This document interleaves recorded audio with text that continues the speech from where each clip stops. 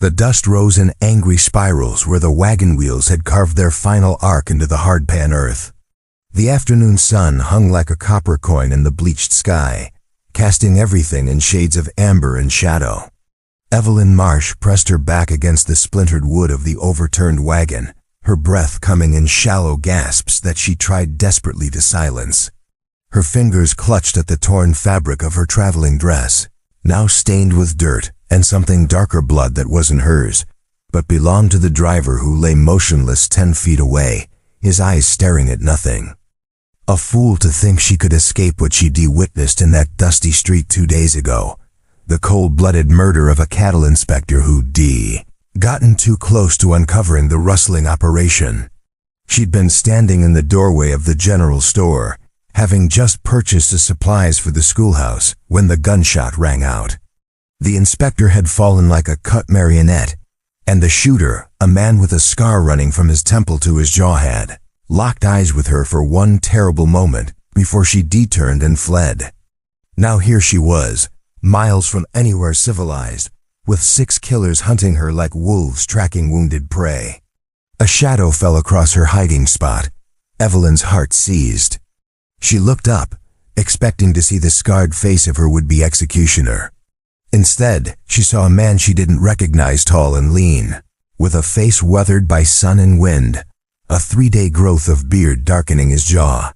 He wore a duster coat gray with trail dust, and his hat was pulled low, but she could see his eyes pale blue, like winter ice over deep water. He was bleeding. A dark stain spread across his left shoulder, soaking through his shirt. "Don't move, ma'am," he said quietly, his voice a low rumble barely above a whisper. His right hand rested on the grip of a Colt Peacemaker holstered at his hip. "And don't make a sound. They ain't found you yet." "Who?" Evelyn started, but he raised a finger to his lips, cutting her off. "Name's Cole Riker," he said, crouching down beside her despite the obvious pain the movement cost him. "I've been tracking this bunch since they killed a rancher and his wife up near Socorro. Didn't expect to find them hunting a schoolteacher. How did you know I'm a teacher?" Cole gestured with his chin toward the scattered books that had spilled from her carpet bag when the wagon overturned. "McGuffey's readers ain't exactly common reading for outlaws.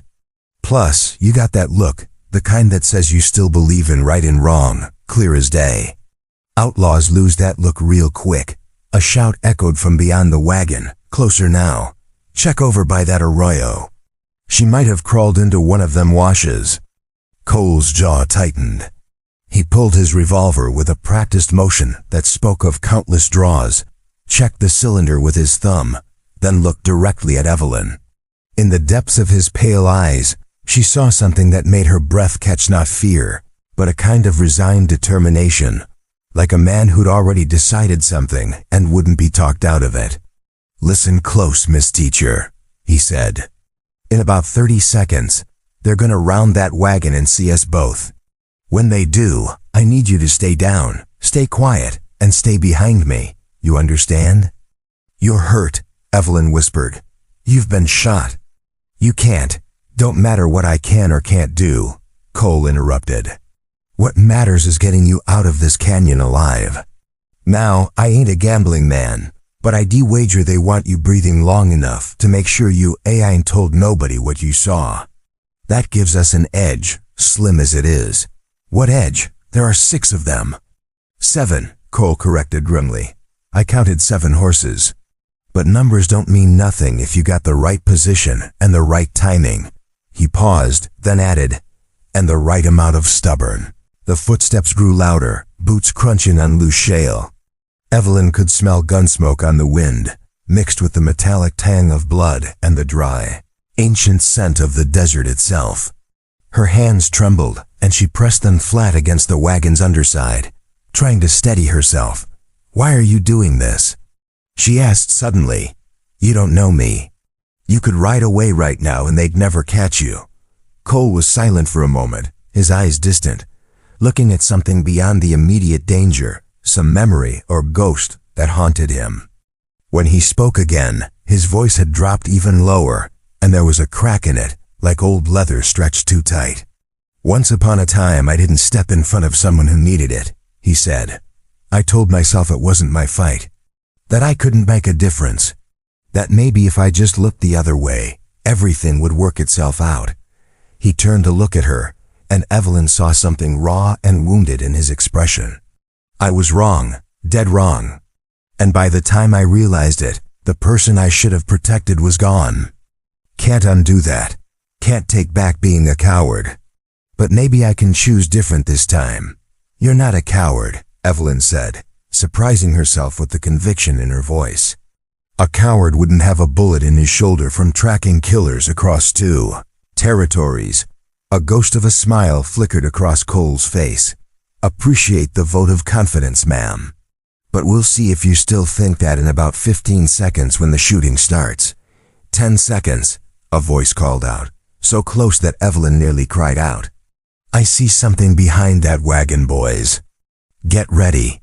Cole rose to his feet in a smooth motion that belied his injury. He stepped directly in front of Evelyn, placing his body between her and the approaching outlaws.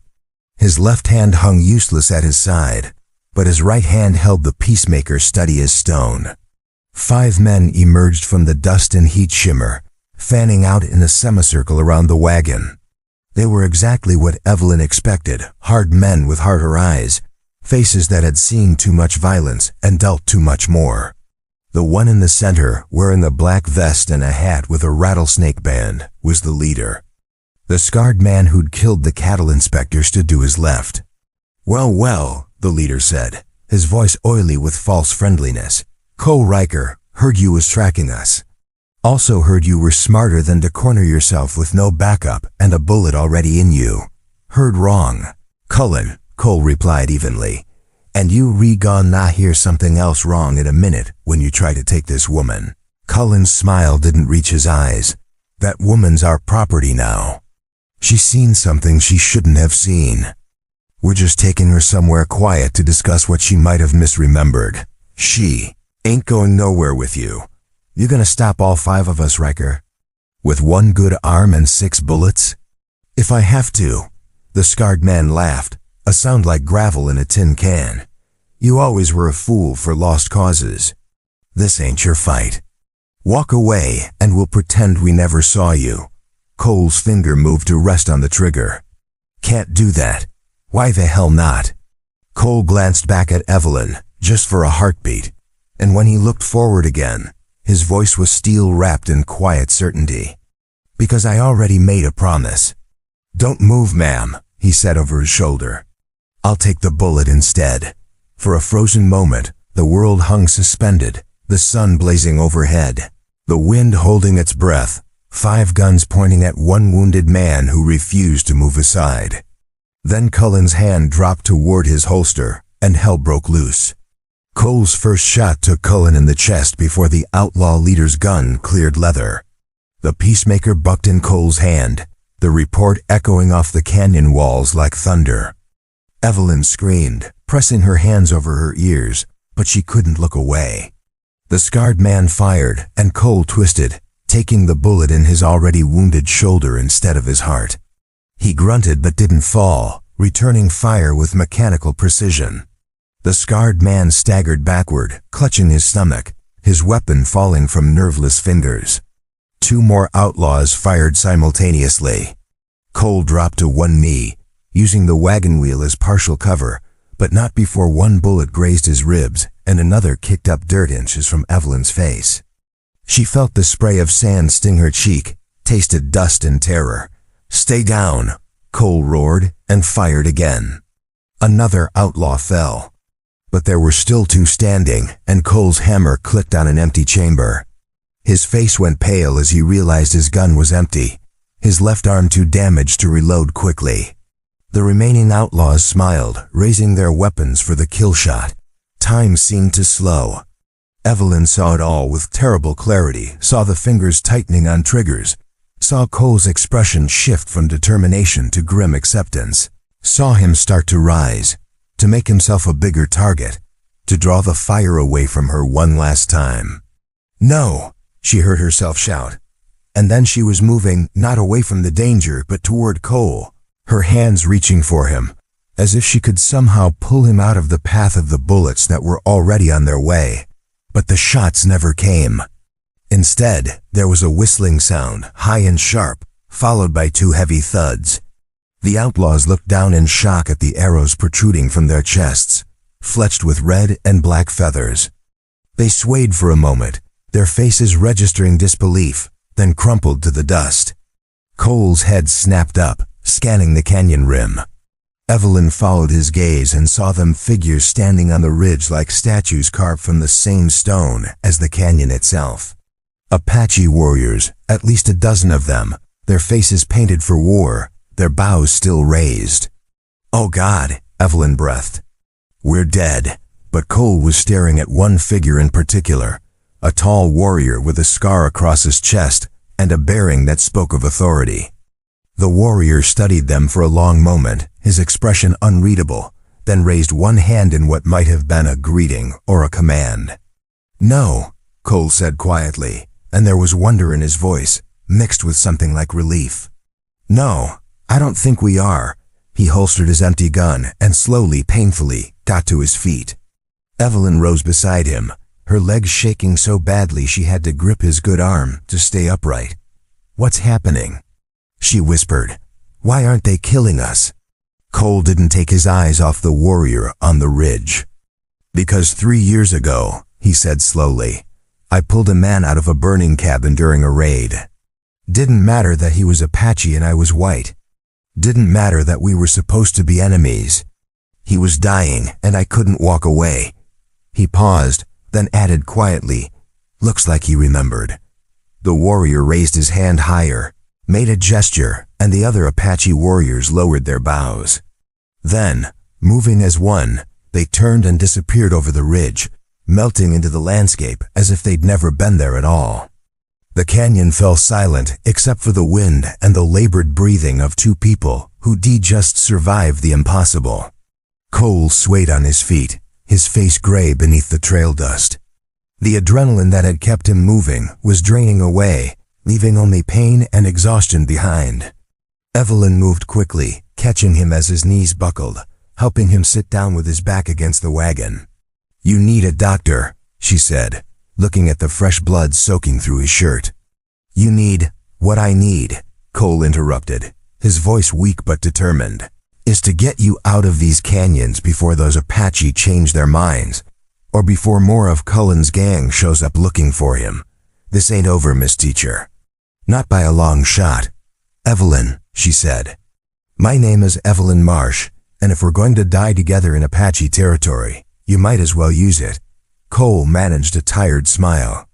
"Well then, Miss Evelyn Marsh, welcome to the worst day of your life. I promise it's gonna get worse before it gets better."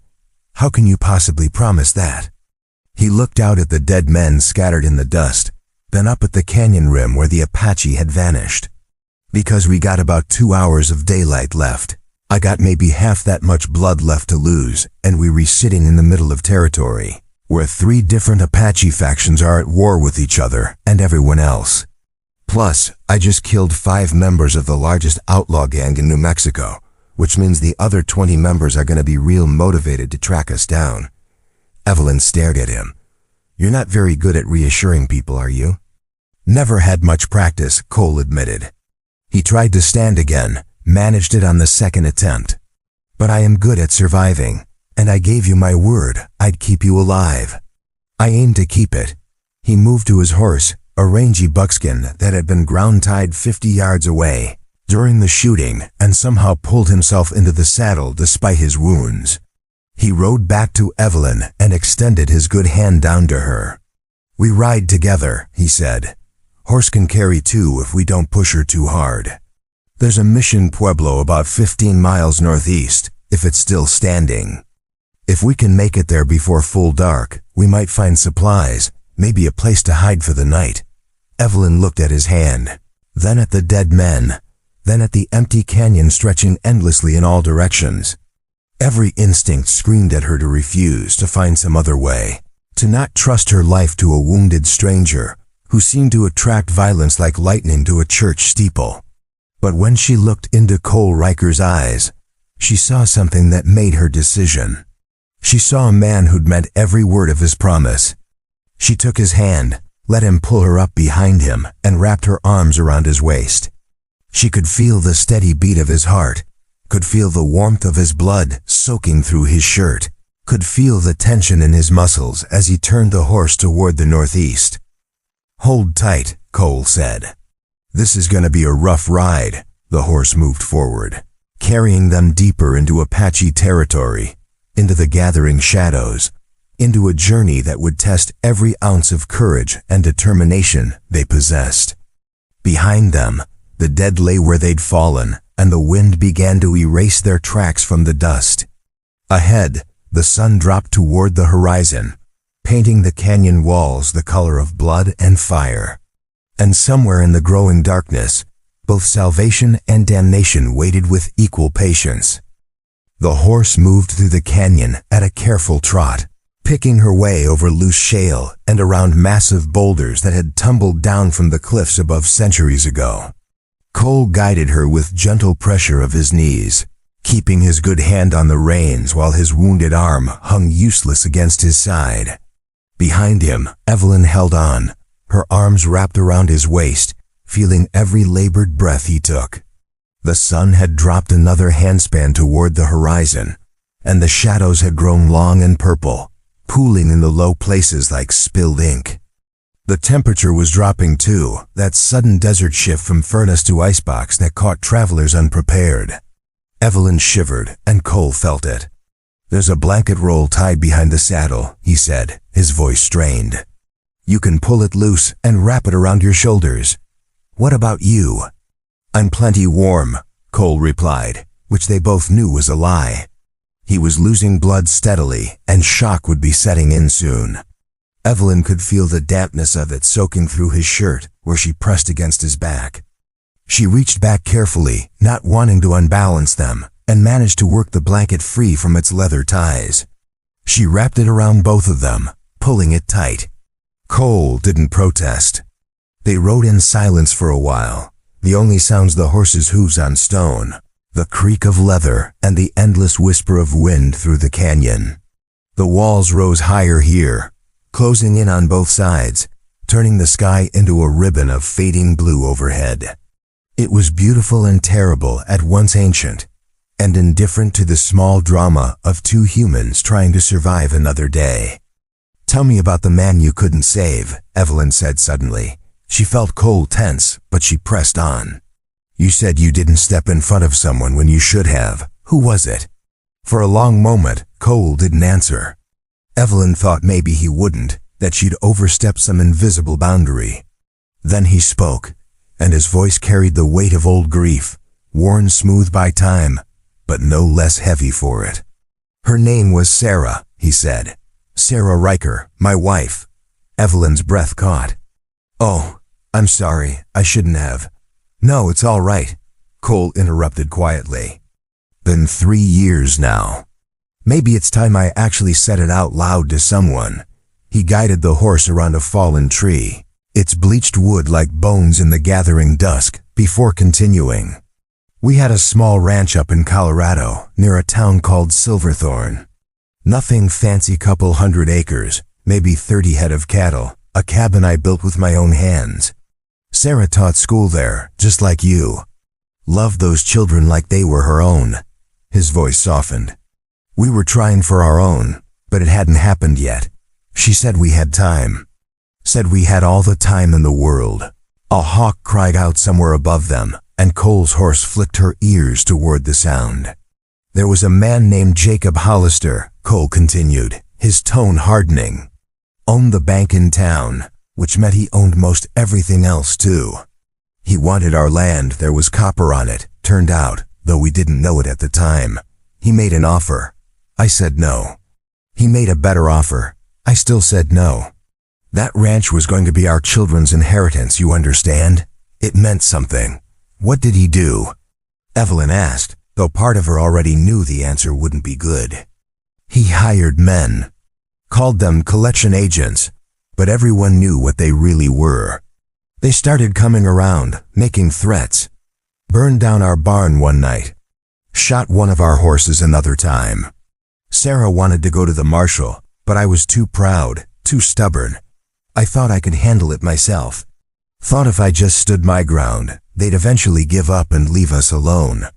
Cole's voice dropped to barely above a whisper. I was working the north pasture when they came. Sarah was at the cabin alone, hanging laundry. I heard the gunshot from half a mile away. By the time I got there, he stopped, and Evelyn felt his whole body shudder. By the time I got there, she was already gone. Hollister's men were riding away. They'd shot her because she wouldn't sign over the deed. Simple as that. She said no, so they killed her.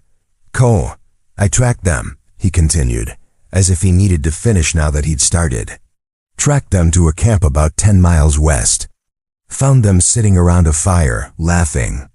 Laughing like they hadn't just murdered an innocent woman for a piece of paper.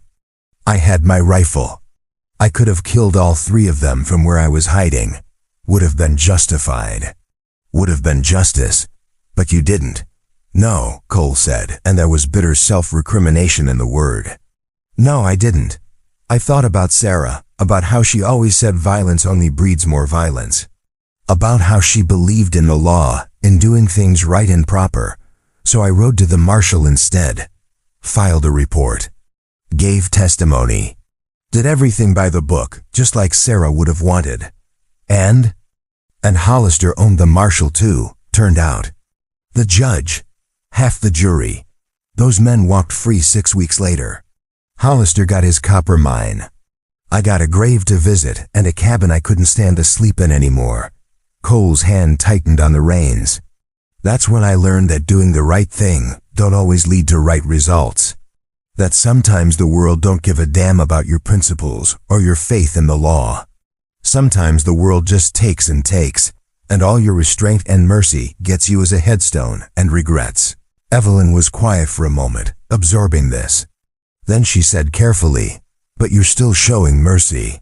You tracked those outlaws instead of just killing them on sight. You stepped in front of me instead of riding past. If you really believed mercy was worthless, you wouldn't still be offering it." Cole let out a long breath. "Maybe I'm just a slow learner. Or maybe ... double quotes." He paused, searching for words. "Maybe I'm trying to prove to myself that Sarah was right all along. That mercy and protection and standing up for people who can't stand up for themselves, maybe that still matters, even if the world doesn't reward it. Even if it costs everything. Is that why you pulled that Apache warrior from the burning cabin?" "Partly," Cole admitted. "But mostly I did it because I looked at him and saw someone dying who didn't need to die. Saw a chance to save someone, to not be too late for once in my goddamn life." He laughed, but there was no humor in it. "Funny thing is, I thought I was just saving one man. Didn't know I was buying us safe passage 3 years later. You think that warrior was the one on the ridge today? The one who called off the attack? I know he was. Recognize that scar across his chest? That was Kohana Means, Swift, in Apache. He's a war chief, leads one of the bands that ranges through these canyons. If he's the one who spared us, it's because he remembered." Cole shifted in the saddle, wincing. "But that don't mean we're safe. There are other bands, other warriors who don't owe me nothing. And the Apache have long memories for wrongs done to them, too. We're still walking a razor's edge out here." As if summoning them by speaking their name, a sound echoed through the canyon, a ululating call, high and wavering, that sent chills down Evelyn's spine. It came from ahead of them, somewhere in the direction they were traveling. Cole reined in the horse immediately, his good hand moving to his holster before he remembered his gun was empty. He cursed under his breath. "What was that?" Evelyn whispered. "Scout call," Cole replied grimly. "We've been seen. Question is, by who? Could be Kohana's people, keeping an eye on us. Could be raiders from one of the other bands. Could be someone worse. What do we do?" Cole looked around, assessing their position. The canyon had narrowed here, the walls rising sheer on both sides with no obvious places to hide. Moving forward was risky. Turning back meant heading toward Cullen's Gan territory. Staying put made them sitting targets. "We keep moving," he decided. But slow and careful. If they wanted us dead, we'd already be dead. They're watching to see what we do, where we're headed. Long as we don't threaten them or show fear, we might be able to pass through. Might? That's the best I can offer right now, Miss Evelyn. They moved forward, the horses' steps echoing off the canyon walls. The call came again, closer now, and this time it was answered by another call from behind them. They were being tracked from multiple directions. The canyon opened suddenly into a wider space, not quite a valley, but a natural amphitheater where the cliffs curved back and a small spring fed a patch of green. Cottonwood trees grew here, their leaves rustling like whispered secrets. And standing near the spring, waiting as if they'd known exactly when Cole and Evelyn would arrive, were 4 Apache warriors. Kohana stood in the center, his arms crossed over his scarred chest. He was older than Cole by perhaps a decade, his face weathered and strong, his eyes dark and impossibly deep. The other 3 warriors flanked him, bows in hand but not drawn. Cole brought the horse to a stop 20 feet away. He made no move toward his empty gun, kept both hands visible. Evelyn could feel the tension radiating from him, but his voice was steady when he spoke. "Kohana," he said, using the Apache word for greeting. "Daggett E." The war chief studied them for a long moment. Then he spoke, his English accented but clear. "Cole Riker, the man who pulled me from fire." His gaze shifted to Evelyn. "And the woman who stands with him. You bring trouble to these canyons." "Didn't mean to," Cole replied. "Just trying to keep her alive. The men you killed, they were evil men. Slave traders, killers. The land is better without them." Kohana's expression didn't change. "But now their people will come looking. And they will blame the Apache for what you did. They will burn our camps, kill our women, because they will say we helped you." Cole's jaw tightened. "I'll make it clear it was me, not you. White man's promises are wind," one of the other warriors said harshly. "They blow one way, then another. This is your fault, and we should kill you for it." Kohana raised a hand, silencing the speaker. "You saved my life when you had no reason to," he said to Cole. "When your people and mine were killing each other, you chose mercy. I do not forget this." He paused, then added, "But neither do I forget the many times your people have not chosen mercy. The times they have broken their word, stolen our land, murdered our children." "I know," Cole said quietly. "I got no defense for what's been done. I can only speak for what I'll do. And what I'll do is take this woman through your territory as quick as I can, hurt nobody, take nothing, and get out. That's my word." Kohana considered this. "Your word, like the word of the soldier chiefs who promised we could keep our mountains? Like the word of the agent who said the children would be safe at the mission school." The bitterness in his voice was palpable, and Evelyn understood with sudden clarity the depths of betrayal this man had experienced. Every promise broken, every treaty violated, every casual cruelty inflicted in the name of civilization. "No," Cole said, "like the word of the man who pulled you from a burning cabin because it was the right thing to do. That's the only word I got to give you, Kohana. It ain't perfect, and it ain't backed by no government or army, it's just mine. But it's true." Silence stretched between them, broken only by the trickling of the spring and the rustle of cottonwood leaves. Evelyn held her breath, aware that their lives hung on whatever decision this man would make. Finally, Kohana nodded slowly. "You may pass through our territory," he said. "I will give you safe passage to the Mission Pueblo, but beyond that, you are on your own. There are other bands in these canyons, Nednai, Chihan, who do not know you and will not honor my protection. If they find you, they will kill you. Do you understand?" "I understand," Cole said. "Thank you." "Do not thank me yet," Kohana replied. "The path ahead is more dangerous than the path behind. And there is something you should know." He hesitated, an unusual expression crossing his face, something like reluctance or perhaps pity. "The men who hunt the woman, I have seen their camp." One of them wears the same face as you. Cole went very still. What? Your brother, Kohana said. Or one who could be your brother. Same eyes, same shape of face. But his spirit is twisted, broken. He leads the others now that their chief is dead. And he has sworn to find you, to make you pay for killing his men. Evelyn felt Cole's whole body tense, felt the sharp intake of his breath.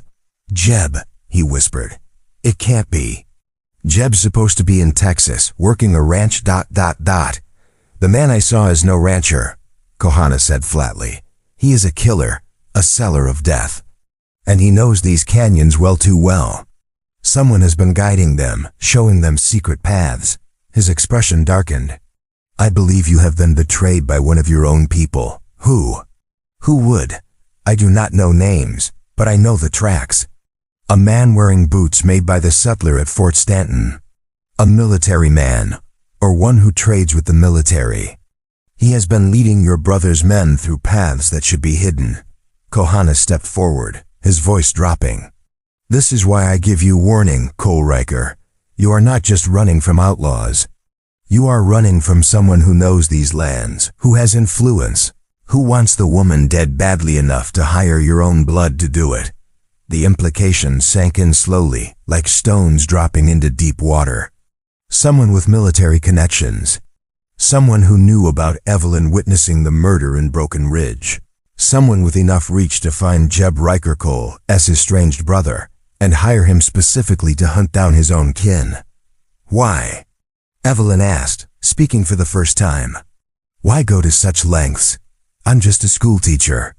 What I saw was just a murder over some cattle rustling. Why does it matter so much? Kohana looked at her with something like compassion. Perhaps you saw more than you think you saw, woman. Perhaps the man who died knew something that powerful men wanted to stay buried. Perhaps your death is not about what you witnessed, but about what that inspector might have told you before he died.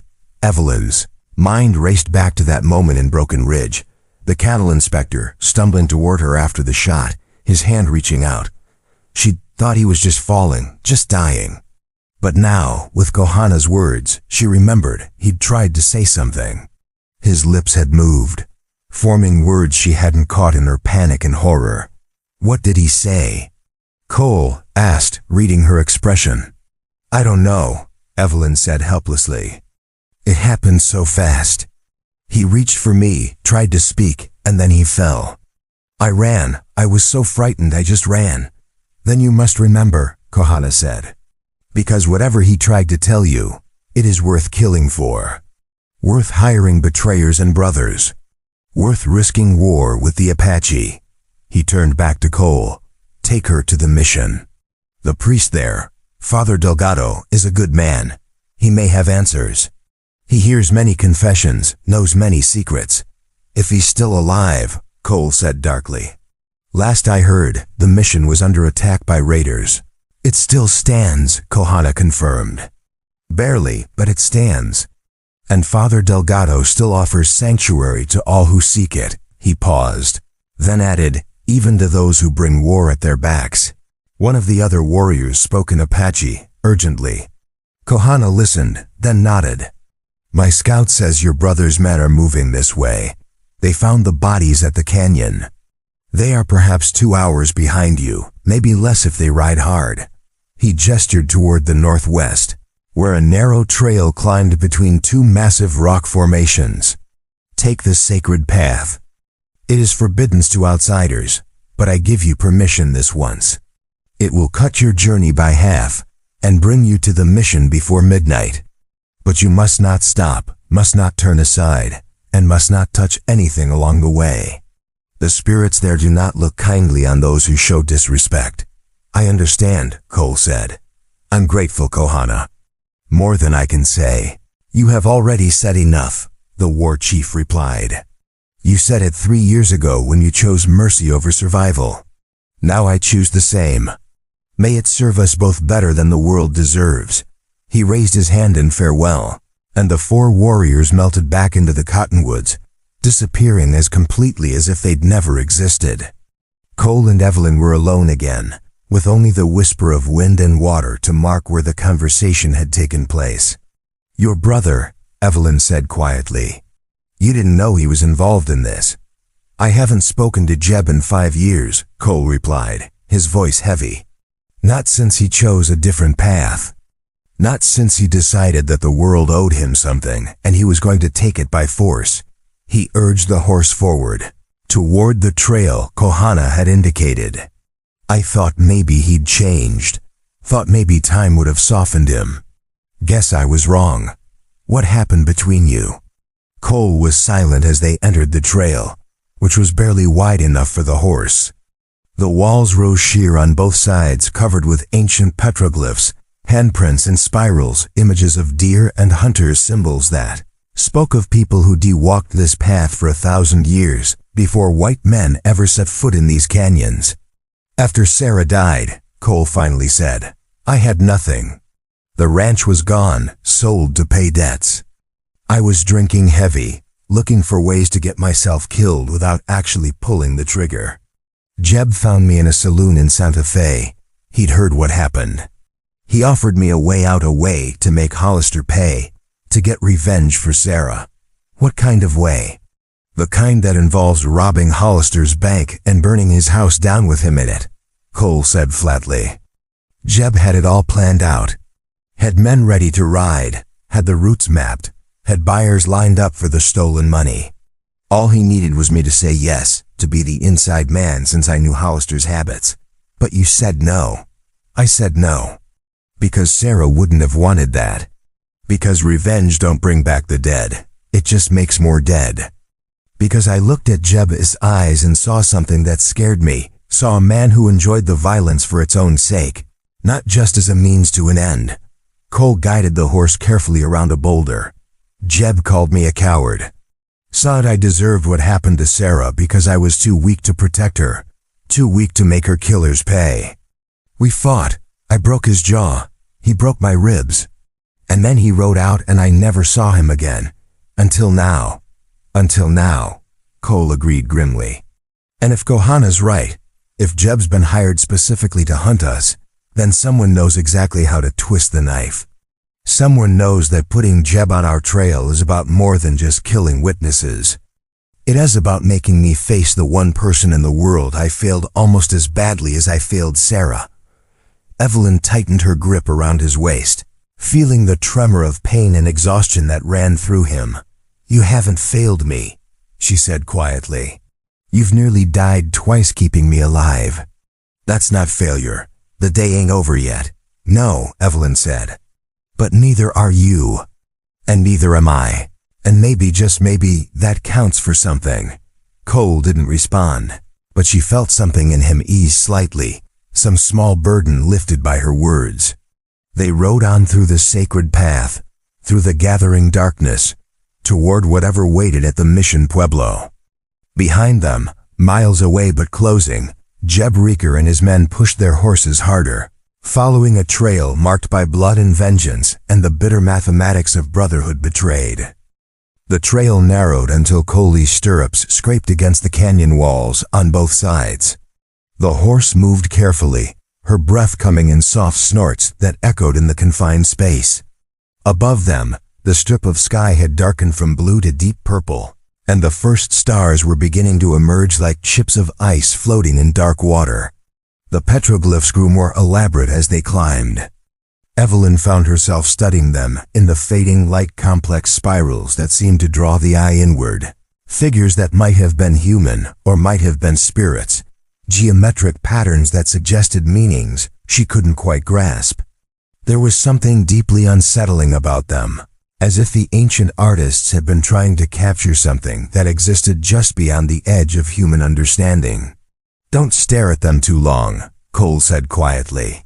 "Apache believe these marks are doors between worlds.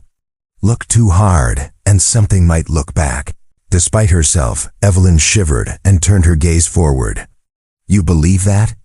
"I've seen enough in these canyons to believe there's more in this world than what we can explain with reason and daylight," Cole replied. "Kohana once told me that the land remembers. Every death, every birth, every prayer and curse, It all soaks into the stone and stays there. Says that's why certain places feel different, feel heavy. They're carrying the weight of all that memory, as if responding to his words. A sound echoed through the passage, not quite a voice, not quite wind, but something that raised the hair on Evelyn's neck. The horse shifted nervously, and Cole had to steady her with a gentle hand. "Easy, girl," he murmured. "Just echoes. Just the canyon talking to itself." But his voice carried an uncertainty that belied his reassuring words. Whatever that sound had been, it hadn't been natural. The passage opened suddenly into a broader space, a hidden valley perhaps 100 yards across, ringed by sheer cliffs that rose into darkness. In the center stood a formation of rocks arranged in a circle, clearly placed by human hands countless generations ago. And in the middle of that circle, something gleamed in the starlight. Cole reined in the horse, staring at the formation. "I'll be damned," he breathed. "What is it?" "Apache Shrine," Cole said. "Kohana told me about places like this, where they leave offerings for the spirits, where they come to seek visions and guidance. We're not supposed to be seeing this. Outsiders are killed for even knowing these places exist.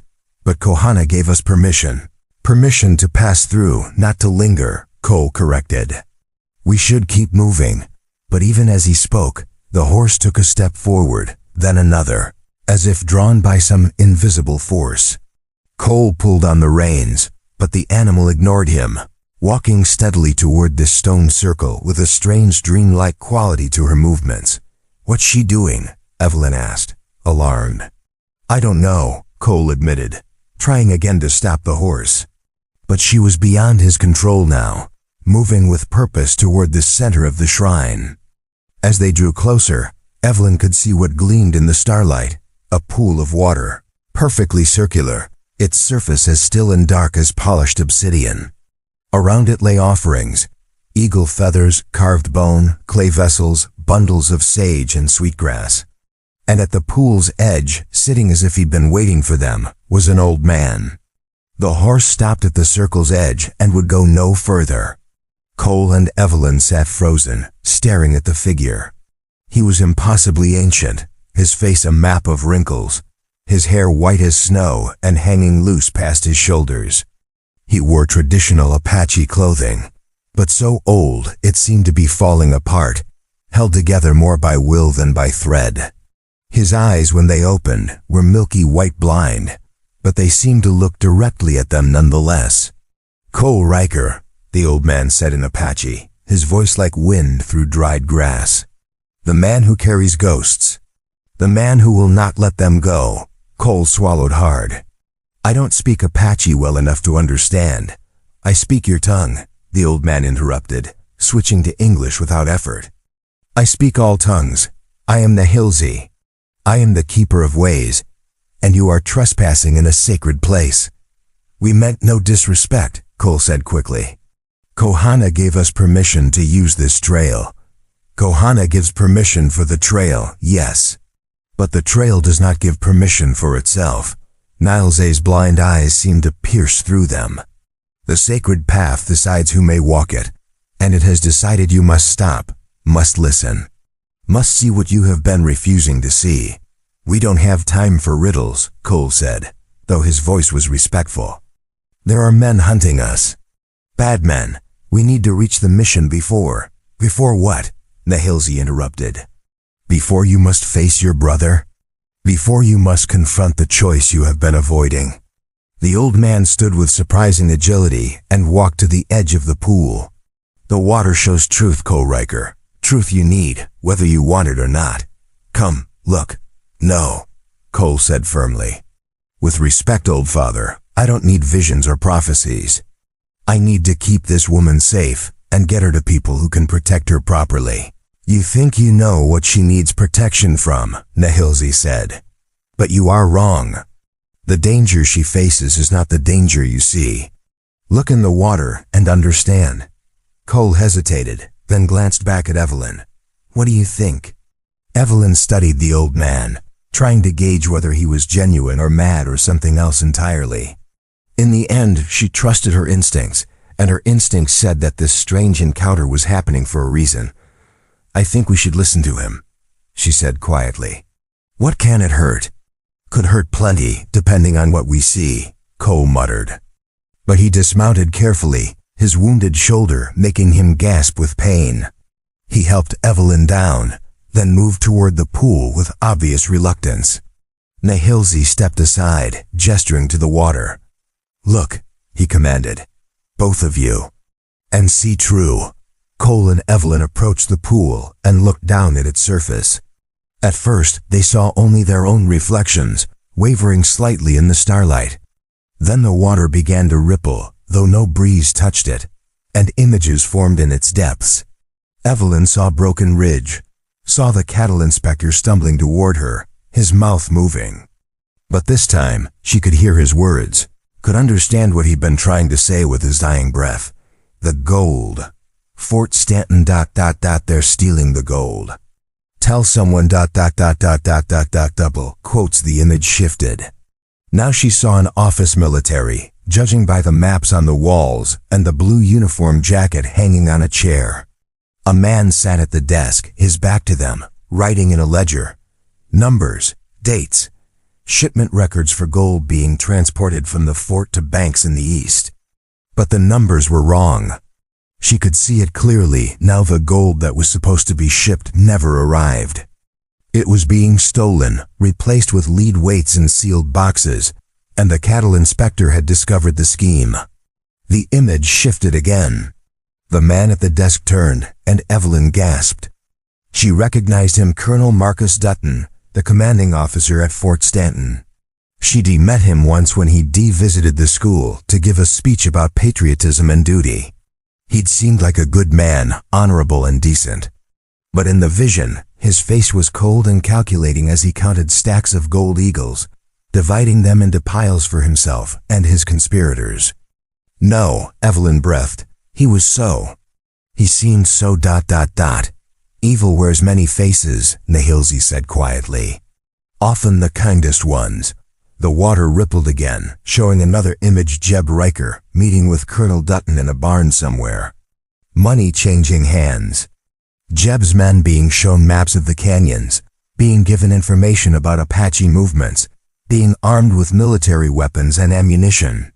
And in the background, barely visible, were crates marked with the Fort Stanton seal. Dutton hired Jeb to kill me, Evelyn whispered.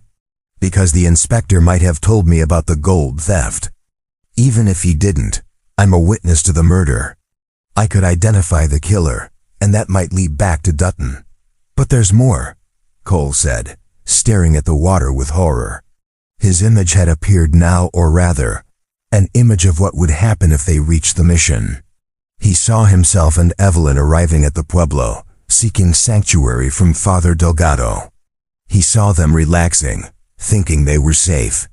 And then he saw soldiers arriving, Dutton's men, claiming to be there to rescue them, to protect them from the outlaws. He saw Evelyn being taken into custody for her own protection. Saw her being loaded into a wagon bound for Fort Stanton.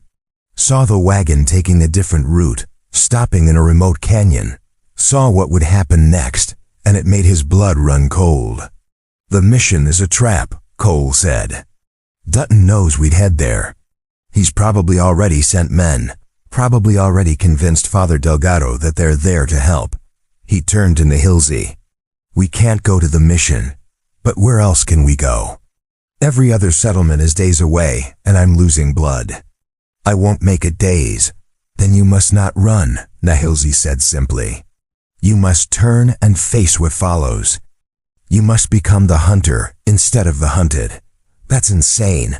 There are at least 10 men hunting us, probably more. I've got 6 bullets and 1 good arm.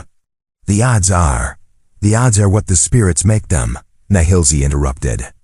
And the spirits have shown you truth for a reason. They have given you knowledge your enemies do not think you possess. That is a weapon sharper than any gun, Cole shook his head. Even if we ambush them somehow, even if we manage to survive, what then? Dutton's a colonel. He's got the entire fort behind him, got influence all the way to Washington. We can't fight that. No, Nahilzi agreed. You cannot fight power with power, but you can fight lies with truth. The water has shown you where the stolen gold is hidden in a cave 2 miles south of the fort, marked with a lightning-struck tree. Find the gold, reveal the theft, and Dutton's power crumbles. And how do we survive long enough to do that? Evelyn asked practically. The old man smiled, showing surprisingly good teeth for someone so ancient. By accepting help you do not expect, from sources you do not trust. The enemy of your enemy, as your people say. The Apache, Cole said slowly, understanding dawning. You're saying Kohana would help us fight Dutton's men and Jeb's gang? I am saying that the Apache have no love for Colonel Dutton. He has broken treaties, stolen sacred land, murdered children. If you were to tell Kohana that Dutton's men are in these canyons, hunting a woman, using stolen military weapons, ... Nahilzi shrugged. What do you think would happen? Cole considered this. It was insane. It was desperate. It was probably suicidal. It was also their only chance. How do we find Kohana? Cole asked. These canyons are massive. We could search for days and never... I will send word, Nahilzi interrupted. The sacred path connects to many trails, and there are those who watch who can carry messages faster than horses can run. But you must make a choice, Cole Riker. You must decide what matters more, survival or justice, safety or truth, running or standing. That's not much of a choice. No, Nahilzi agreed, but it is the only choice that matters. Everything else is just details. Cole turned to Evelyn. This should be your decision. You're the one they're hunting. You're the one Dutton wants dead. I can try to get you out of this territory. Find somewhere to hide until... Until what? Evelyn interrupted. Until Dutton finds me anyway?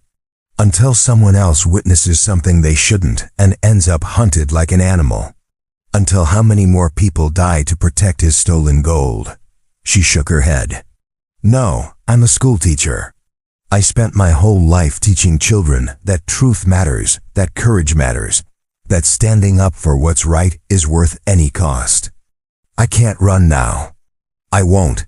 Cole studied her face in the starlight, saw the determination there, the fear beneath it, and the steel beneath that. In that moment, she reminded him so much of Sarah that his chest ached. All right, he said quietly. All right, we stand, we fight. And maybe, just maybe, we win. Nahilzi nodded approval. The sacred path is chosen well. Now drink from the pool, both of you. The water will give you strength for what comes. Cole and Evelyn knelt at the pool's edge and cupped their hands, drinking the cold, clear water.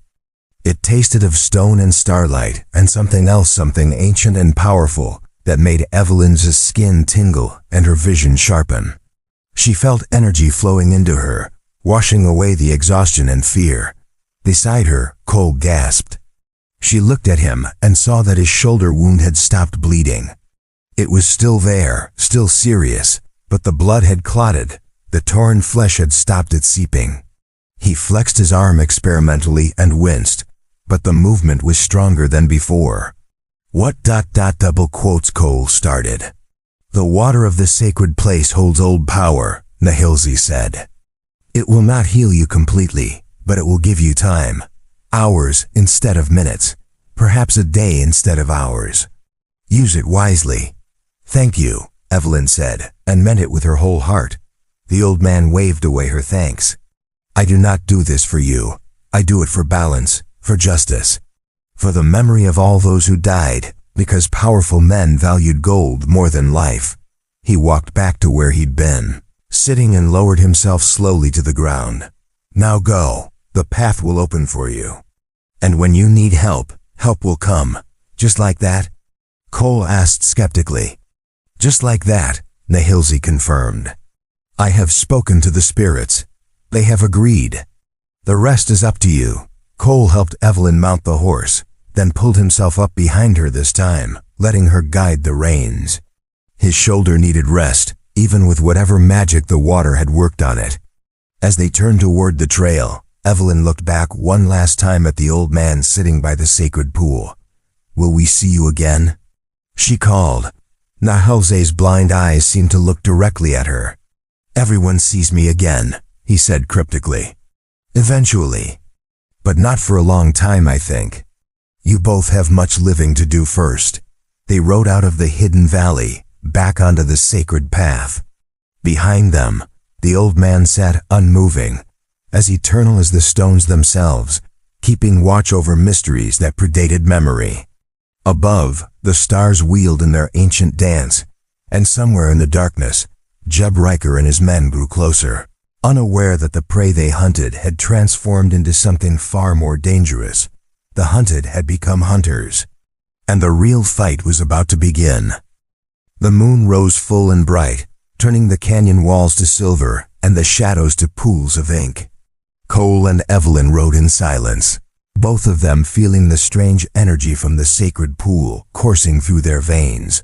Not quite natural, not quite supernatural, but something in between that made their senses keen and their nerves steady.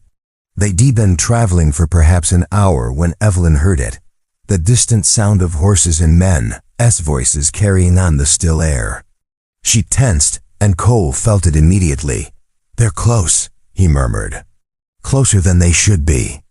Someone's pushing them hard. Your brother? Has to be. Jeb never did know when to rest a horse. Rode them into the ground more times than I can count. Cole's voice was tight. Pull off there, behind that outcropping. We need to get out of sight, and we need to talk strategy. Evelyn guided the horse into a narrow cleft between two boulders, a space barely wide enough for them and the animal. They dismounted, and Cole immediately moved to check his ammunition situation. He'd reloaded his peacemaker at some point during the ride, but 6 bullets wouldn't be enough if they were caught in open combat. How many men does your brother have? Evelyn whispered. Last count I heard, about 8 or 9. But that was before we killed Cullen and his crew. Could be less now, could be more if Dutton sent reinforcements. Cole peered around the boulder, scanning the moonlit trail. Question is, do we hide and let them pass, or do we make our stand here? Nahilze said we needed to become the hunters. That means we need to strike first, doesn't it? Before they expect it? Cole looked at her with new respect. You're thinking like a survivor, Miss Evelyn. That's good. That'll keep you alive. He considered the terrain.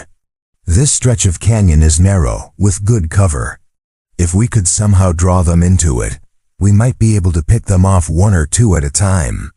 But that would require bait. Me, Evelyn said flatly. No, absolutely not. I didn't keep you alive this long just to think about it. Evelyn interrupted. I'm what they want. If they see me alone, vulnerable, they'll come running. They won't be careful because they'll think they've already won. That's when you hit them. And if I miss? If they reach you before I can drop enough of them, then I run, Evelyn said with more confidence than she felt. I'm a good runner, Cole. I had to be growing up with 4 older brothers who thought chasing their baby sister was entertainment. I can lead them into whatever trap you set. Cole wanted to argue, wanted to refuse, wanted to do anything except put this woman in danger again. But the truth was, her plan made sense. It was risky as hell, but everything they did from here on out would be risky. At least this way, they controlled the terms of engagement. All right, he said reluctantly, but we do it smart. We do it careful. And the second things go wrong, you run straight back to me. Promise? I promise. They spent the next 15 minutes setting up their ambush. Cole positioned himself in a crevice about 30 feet above the trail, where he had a clear field of fire and good cover. Evelyn took the horse further down the canyon, to a spot where she'd be visible in the moonlight, but could quickly access a narrow side passage if she needed to retreat. The voices grew louder. Evelyn could make out individual words now. ... Tracks end here somewhere. She can't have gotten far ... double quotes. ... should single quotes Vec caught them hours ago. They got help, I'm telling you. Apache help ... Don't care if the whole damn tribe is protecting them. We got our orders. Woman dies, no witnesses, collect our pay. Then a different voice, one that cut through the others with authority and something darker, a voice so similar to Cole as that it made Evelyn's breath catch. Spread out. Check every shadow, every crack in the rock. If my brother's with her, he'll have found a place to hole up. He always was good at hiding, Jeb Riker. It had to be. Evelyn stepped out into the moonlight, making sure she was visible but keeping close to the escape route Cole had marked for her. She stood there, trying to look frightened and alone, which wasn't hard since she was terrified. Please, she called out, letting her voice shake. Please, someone help me. My horse ran off and I'm lost. Is anyone there? The voices stopped immediately. Then came the sound of boots on stone, moving fast. Shadows appeared at the bend in the canyon, 5 men, all armed, moving with the confidence of predators who'd spotted easy prey. The man in front was tall and lean, with Cole's build and Cole's features, but twisted by cruelty and hard living. He had a scar running along his jawline, old and white against tanned skin. His eyes, even in the moonlight, gleamed with something that wasn't quite sane. Well, Jeb Riker drawled, his gun drawn but pointed casually at the ground. Look what we found, boys. The little schoolteacher, all alone and helpless. Where's my brother, sweetheart? Where's Cole hiding? I don't know, Evelyn said, backing up slightly. He was wounded. He fell off the horse miles back. I think he might be dead. Jeb laughed, but there was no humor in it. Nice try, but Cole's too stubborn to die from a little bullet wound. I know. I've shot him before. He moved closer, and the other men fanned out behind him. Now we can do this easy or we can do it hard. Colonel wants you dead, but he didn't specify how quickly. So you tell me where Cole is, and I'll make it quick and painless.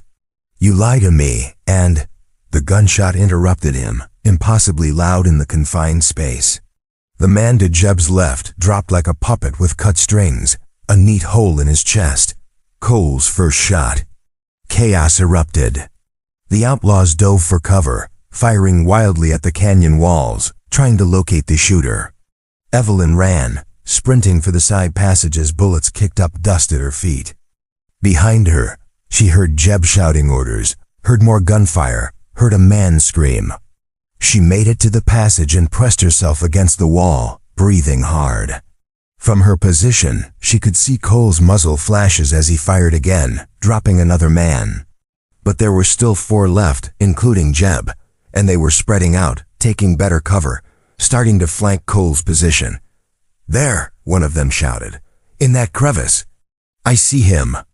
3 of them concentrated fire on Cole's position while Jeb broke away, running low and fast toward where Evelyn had disappeared. He'd seen her escape route, understood her strategy, and wasn't falling for it. Come out, little bird, Jeb called, his voice echoing off the walls. You can't run forever. These canyons all connect, and I know every inch of them. Colonel Dutton made sure of that. Evelyn stayed silent, trying to control her breathing, looking for options. The side passage was narrow and long, but it opened up further in. She'd scouted it while they were setting up. If she could reach that open space, she might be able to circle back, get behind Jeb, maybe ... maybe nothing. She wasn't a gunfighter. She was a schoolteacher with no weapon and no training for this kind of violence. What could she possibly? A hand clamped over her mouth from behind. Evelyn's scream died in her throat as she was pulled backward, deeper into the passage. She struggled, trying to kick, trying to bite, but the grip was iron strong. Then a familiar voice whispered in her ear, "Don't scream." "It's Kohana." The hand released her, and Evelyn spun to find the Apache war chief standing in the shadows, along with 3 of his warriors. They'd appeared from nowhere, as silent as ghosts. "How did you?" "Nahilzi sent word," Kohana interrupted quietly. "He said you would need help." He was right. His dark eyes assessed the situation with military precision. "Your friend is pinned down. The man hunting you is the brother. And there are more men coming, 6 soldiers from the fort, perhaps 30 minutes behind these outlaws. They have been following the same trail. Dutton's men, Evelyn breathed. They're all working together, yes, but they have made a mistake. Kohana smiled, and it was not a pleasant expression. They have brought their war into sacred canyons. They have defiled trails that are forbidden to them. And they have done this with weapons stolen from the very fort that is supposed to protect the treaty lands. He touched the rifle one of his warriors carried, a brand new Springfield with Fort Stanton markings. We took this from a supply wagon 3 days ago. Colonel Dutton reported it as destroyed by Apache raiders. But we did not raid that wagon. Someone else did, then blamed us. Understanding dawned. He's been stealing from his own fort, using the Apache as scapegoats. The gold, the weapons, probably supplies too. And every time something goes missing, he claims it was an Apache raid, which justifies more military action against your people. Yes, Kohana said. We have known for months that something was wrong. That we were being blamed for crimes we did not commit. Now you bring us the proof we need, and the chance to stop it. He gestured to his warriors. We will help you fight, but first, you must trust us completely. Can you do that? Evelyn thought about everything she'd been taught, that the Apache were savages, that they couldn't be trusted, that they killed without mercy. Then she thought about what she'd actually experienced, Kohana's honor, Nahalze's wisdom. The fact that they could have killed her and Cole a dozen times over, but had chosen mercy instead. I trust you, she said. Good. Then we end this now. Go to your friend. Tell him to stop shooting. We will take care of the others. You're going to kill them? Only if they give us no choice, Kohana replied. But men who are surrounded and outmatched often choose to surrender rather than die. We will see what kind of men these are. Evelyn ran deeper into the passage, following the path that would circle back to Cole's position. Behind her, she heard Kohana whistle, a sound like a nightbird that couldn't have been natural. It was answered from multiple directions, and suddenly the canyon was filled with movement as more Apache warriors appeared from hiding spots that shouldn't have existed. She reached Cole's crevice and hissed his name. He spun, gun raised, then lowered it when he saw her. What the hell are you doing here? I told you to. Kohana's here, Evelyn interrupted. With warriors, lots of them. They're going to help us, but you need to stop shooting. Stop shooting? They'll kill me the second A voice rang out in Apache, echoing off the walls. Cole recognized enough words to understand. Surrender, surrounded, no escape, choose life or death. The gunfire from Jeb's men stopped abruptly. In the sudden silence, Evelyn could hear the confusion in their voices, the fear as they realized they were no longer the hunters. Jeb, Cole called out. Jeb, listen to me. You're surrounded by Apache warriors. You can't win this. Put down your guns and we can end this without more bloodshed. Jeb's laugh was sharp and brittle. And this? Brother, this started way before tonight. This started when you chose weakness over strength, when you let Sarah's killers walk away, when you turned your back on family. His voice cracked with emotion. You were supposed to be better than the world, Cole. You were supposed to show me that doing things right mattered. But you couldn't even protect your own wife. You just rolled over and let evil win. Cole flinched as if struck. I know, he said, and his voice was hoarse. I know I failed her, Jeb. I know I failed you. I've been carrying that weight for 3 years, and it hasn't gotten any lighter. But this what you're doing now, killing innocent people for money, this isn't the answer. This is just more failure, more weight that you'll carry forever. At least I'm doing something, Jeb shouted back. At least I'm not just accepting it. At least I'm making the people who hurt us pay. But Evelyn didn't hurt us. The cattle inspector didn't hurt us. How many more innocents are you going to kill, trying to even a score that can't be evened? How many more times are you going to become exactly what we hated in Hollister? Silence stretched. Then, it's too late, Cole. I've done too much. Gone too far. Even if I wanted to stop. It's not too late, Cole said, and now his voice was gentle. It's never too late to choose different. I'm choosing different right now. I'm choosing to stand and fight instead of running. I'm choosing to protect someone instead of letting fear make my decisions. You can make different choices too, little brother. You can still. No, Jeb said, and his voice had gone flat and cold. No, I can't, because some choices lock you in, Cole. Some roads only go one direction. And I crossed that line a long time ago. A pause then. Tell me something. Was it worth it? Protecting her? Standing in front of that bullet? Yes, Cole said without hesitation. Every second of it. Even knowing it led here, to this. Especially knowing that. Because for once in my life, I did the right thing at the right moment, and damn the consequences. Another pause, longer this time. Then Jeb said quietly, I'm glad one of us figured it out. Before Cole could respond, Jeb's voice rose to a shout. Boys, when I count 3, we go down fighting. At least we'll take some of these Apache bastards with us. Jeb, no, Cole yelled, but it was too late. Kohana's voice called out another command in Apache. The warriors tightened their circle. 2. Evelyn closed her eyes, unable to watch. 3.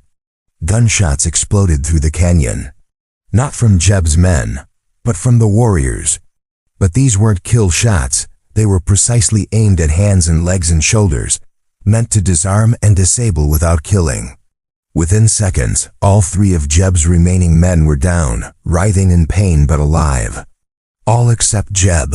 Cole saw his brother break from cover, running not toward the warriors but straight at Cole's position, his gun raised, his face twisted with something beyond rage or hate, something like desperation, like a man seeking one final confrontation before the darkness claimed him completely. I'll take the bullet, Cole roared, stepping out into the open, his peacemaker aimed at his brother's chest. Jeb, I'll take the bullet before I let you hurt anyone else. Don't make me shoot you. Jeb stopped 15 feet away, his gun trained on Cole. Behind him, a dozen arrows were nocked and aimed at his back. In front of him, his brother stood ready to fire. Do it, Jeb said, and tears were streaming down his face. Do what you should have done to Hollister. Do what you couldn't do 3 years ago. Show me that you learned something, that Sarah's death taught you anything at all. Shoot me, Cole. End it. Cole's hand trembled. His finger rested on the trigger. One squeeze. One bullet, and it would be over. But when he looked at Jeb, really looked at him, he didn't see the hardened outlaw, the hired killer, the man who'd chosen violence over peace. He saw the little brother who'd followed him everywhere as a child, the boy who'd cried when their mother died, the young man who de-idolized his older brother and then shattered when that idol proved to be human after all.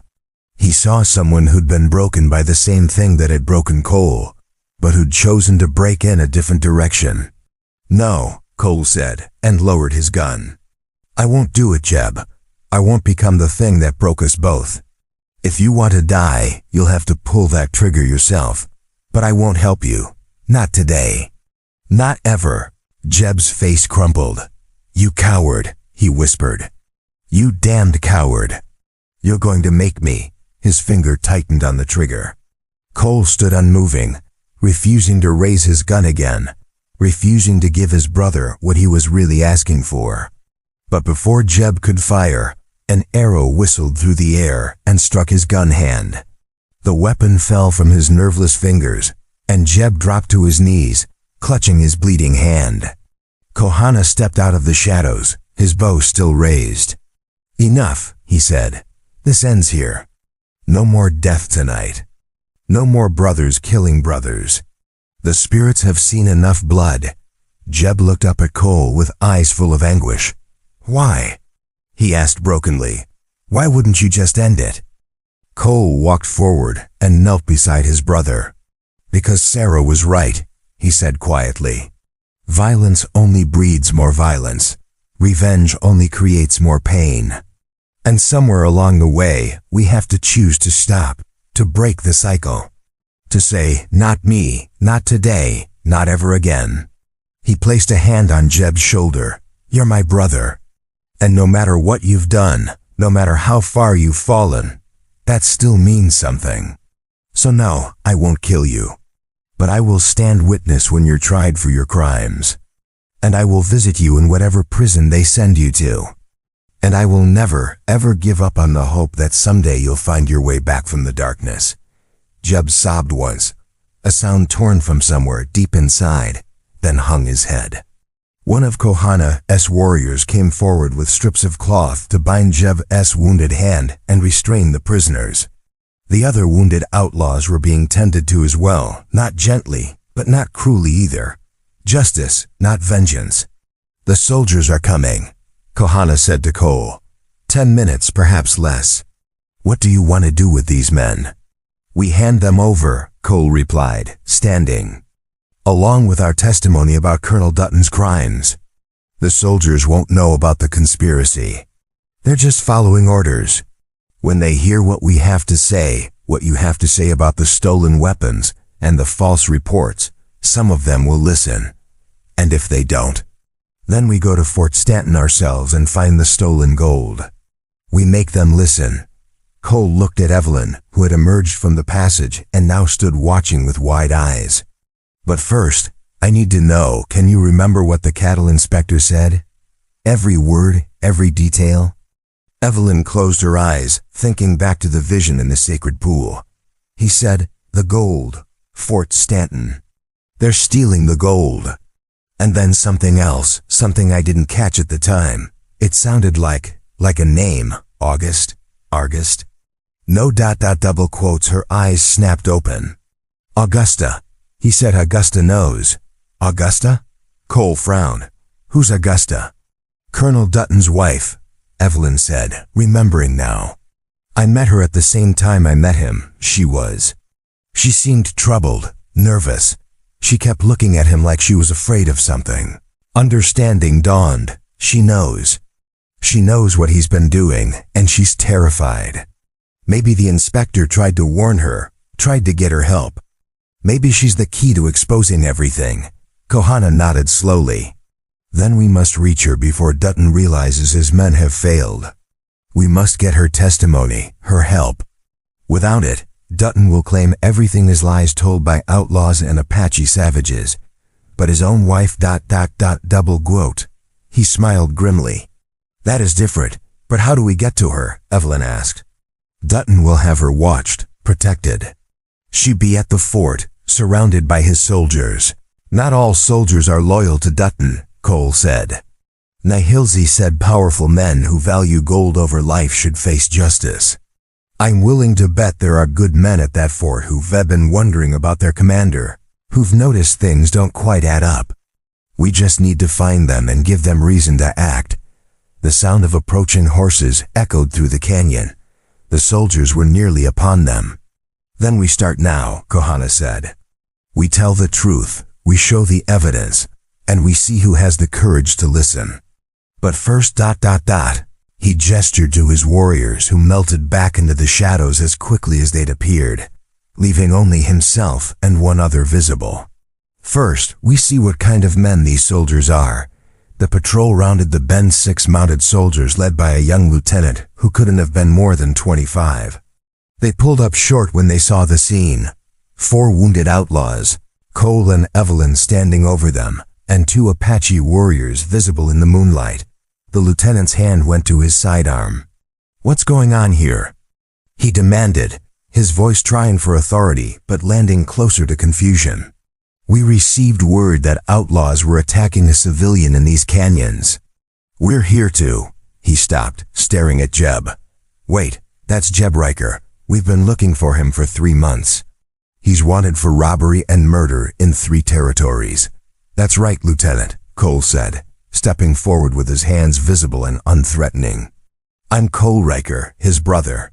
I've been tracking him since he killed a rancher up near Socorro. Caught up with him here, with help from Kohana and his warriors. He gestured to the Apache. They stopped Jeb from killing this woman and prevented what would have been a bloodbath. The lieutenant looked uncertainly at Kohana. I was told the Apache were hostile in this region, that they'd been raiding supply wagons and attacking patrols. You were told lies, Kohana said bluntly. We have attacked no one. But someone has been attacking your wagons and blaming us. Someone who profits when the army believes we are at war." He reached into his pack and pulled out the Springfield rifle. "This weapon was taken from a wagon 3 days ago. Your colonel reported it as stolen by Apache raiders. But we did not raid that wagon. We found it abandoned, the supplies already taken, the drivers already dead. We only took the weapons so they would not be used against our people." The lieutenant stared at the rifle, recognition dawning in his eyes. That's got the Fort Stanton marking." "But the report said ... double quote, the report lied," Cole said quietly. "And I can prove it, Lieutenant. But I need your help. I need you to trust that what I'm about to tell you is the truth, even though it's going to sound impossible." The young officer looked from Cole to Evelyn to Kohana to the wounded outlaws. Then he dismounted, walked forward and said, "My name is Lieutenant Samuel Hawthorne. My father taught me that a good soldier follows orders, but a great soldier knows when to question them. So tell me your story, Mr. Raker, and I'll decide whether it's truth or lies." Cole smiled. It was the first genuine smile he'd managed in days. "Well, Lieutenant Hawthorne," he said, "it all started when I promised a schoolteacher I'd take the bullet for her. And somehow, that one promise led to uncovering the biggest theft in the history of Fort Stanton. A corrupt colonel, a stolen gold shipment, and the truth about who's really been raiding your supply wagons." He spent the next 20 minutes telling the story, all of it. The murder in Broken Ridge, the chase through the canyons, the visions in the sacred pool, the testimony about Dutton and the gold. Evelyn added details about meeting the colonel and his wife, about the inspector's dying words. Even Jeb, broken and defeated, confirmed parts of the story, admitting he'd been hired by Dutton to silence witnesses. When they finished, Lieutenant Hawthorne was pale. "If even half of this is true," he said slowly, "then Colonel Dutton has been committing treason. And he's gotten away with it because he's been using the Apache as scapegoats, keeping everyone focused on an external enemy while he robbed the fort blind. More than that, one of Hawthorne's soldiers spoke up, an older sergeant with gray in his hair. Remember last month, sir? When Private Davidson questioned why the gold shipment weight didn't match the manifest. Colonel had him transferred to the most dangerous patrol route we got. Kid didn't make it back," another soldier nodded. "And Corporal Chun, who noticed supply numbers weren't adding up, suddenly got accused of theft himself, court-martialed, dishonorably discharged. He's been silencing anyone who got too close," Lieutenant Hawthorne said, his voice hardening.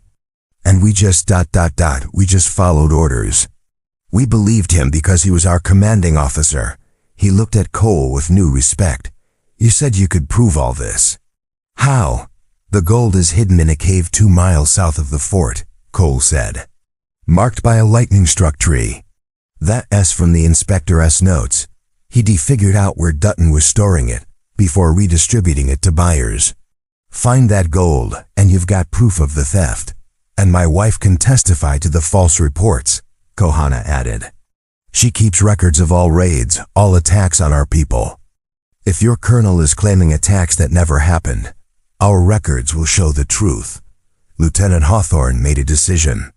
"Sergeant Morrison, take 2 men and these prisoners back to the fort. Place them in the stockade under guard, but not under any of Dutton's handpicked men. Use soldiers from other companies, ones who haven't been personally recruited by the colonel." "Yes, sir. The rest of you with me. We're going to find that cave, and if the gold is there ... He set his jaw. "If the gold is there, we're arresting Colonel Dutton for treason, theft, and murder. Chain of command be damned.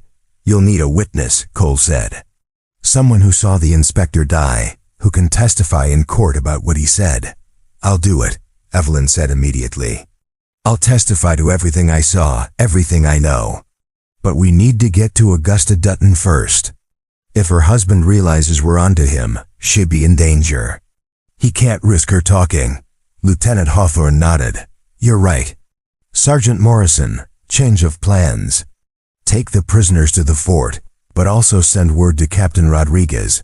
He's been questioning Dutton's leadership for months.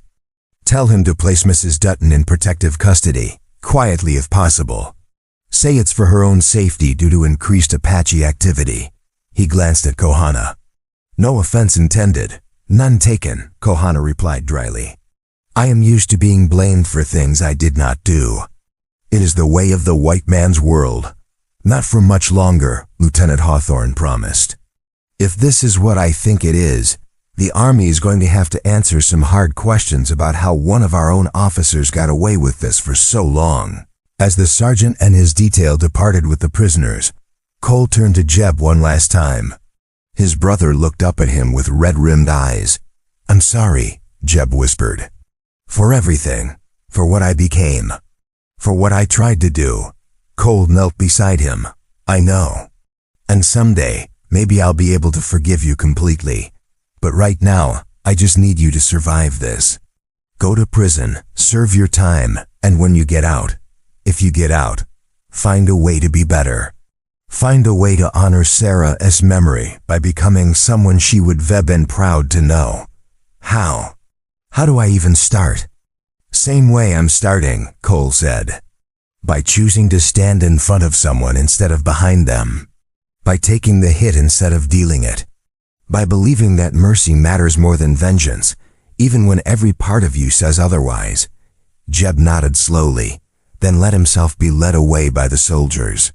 Evelyn moved to stand beside Cole, watching the prisoners disappear into the darkness.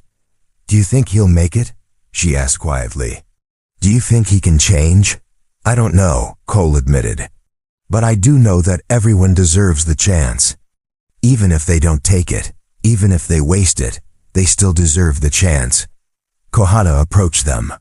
"The soldier speaks of finding gold and arresting colonels. But I speak of something more important. When this is done, when Dutton is in chains and the truth is known, what then? Will your people finally honor the treaties? Will they finally see us as human beings instead of obstacles?" Cole met the war chief's eyes. "I can't promise that. I'm not important enough, not powerful enough. But I can promise that I'll tell this story. I'll tell everyone who'll listen about how the Apache saved my life, and Evelyn's life, and helped us uncover a crime that your people were being blamed for. I'll tell them that honor and courage aren't limited by the color of a man's skin or the language he speaks. Maybe it won't change everything, but maybe it'll change something." Kohana studied him for a long moment, then nodded. "That is enough. That is all any man can promise to try, to speak truth, to stand witness." He extended his hand and Cole shook it. "You are a good man, Cole Riker. Your wife would be proud of who you have become." Cole's throat tightened. "Thank you," he managed. "For everything. Do not thank me yet," Kohana said with a slight smile. "The most dangerous part still lies ahead. Dutton will not surrender easily. And powerful men make powerful enemies. Then it's a good thing we're not doing this alone," Evelyn said, surprising them both. She looked at Lieutenant Hawthorne, at Kohana, at Cole. "We've got soldiers, Apache warriors, testimony, evidence, and the truth on our side. That's more than most people get when they try to fight corruption. The teacher speaks wisdom," Kohana said approvingly.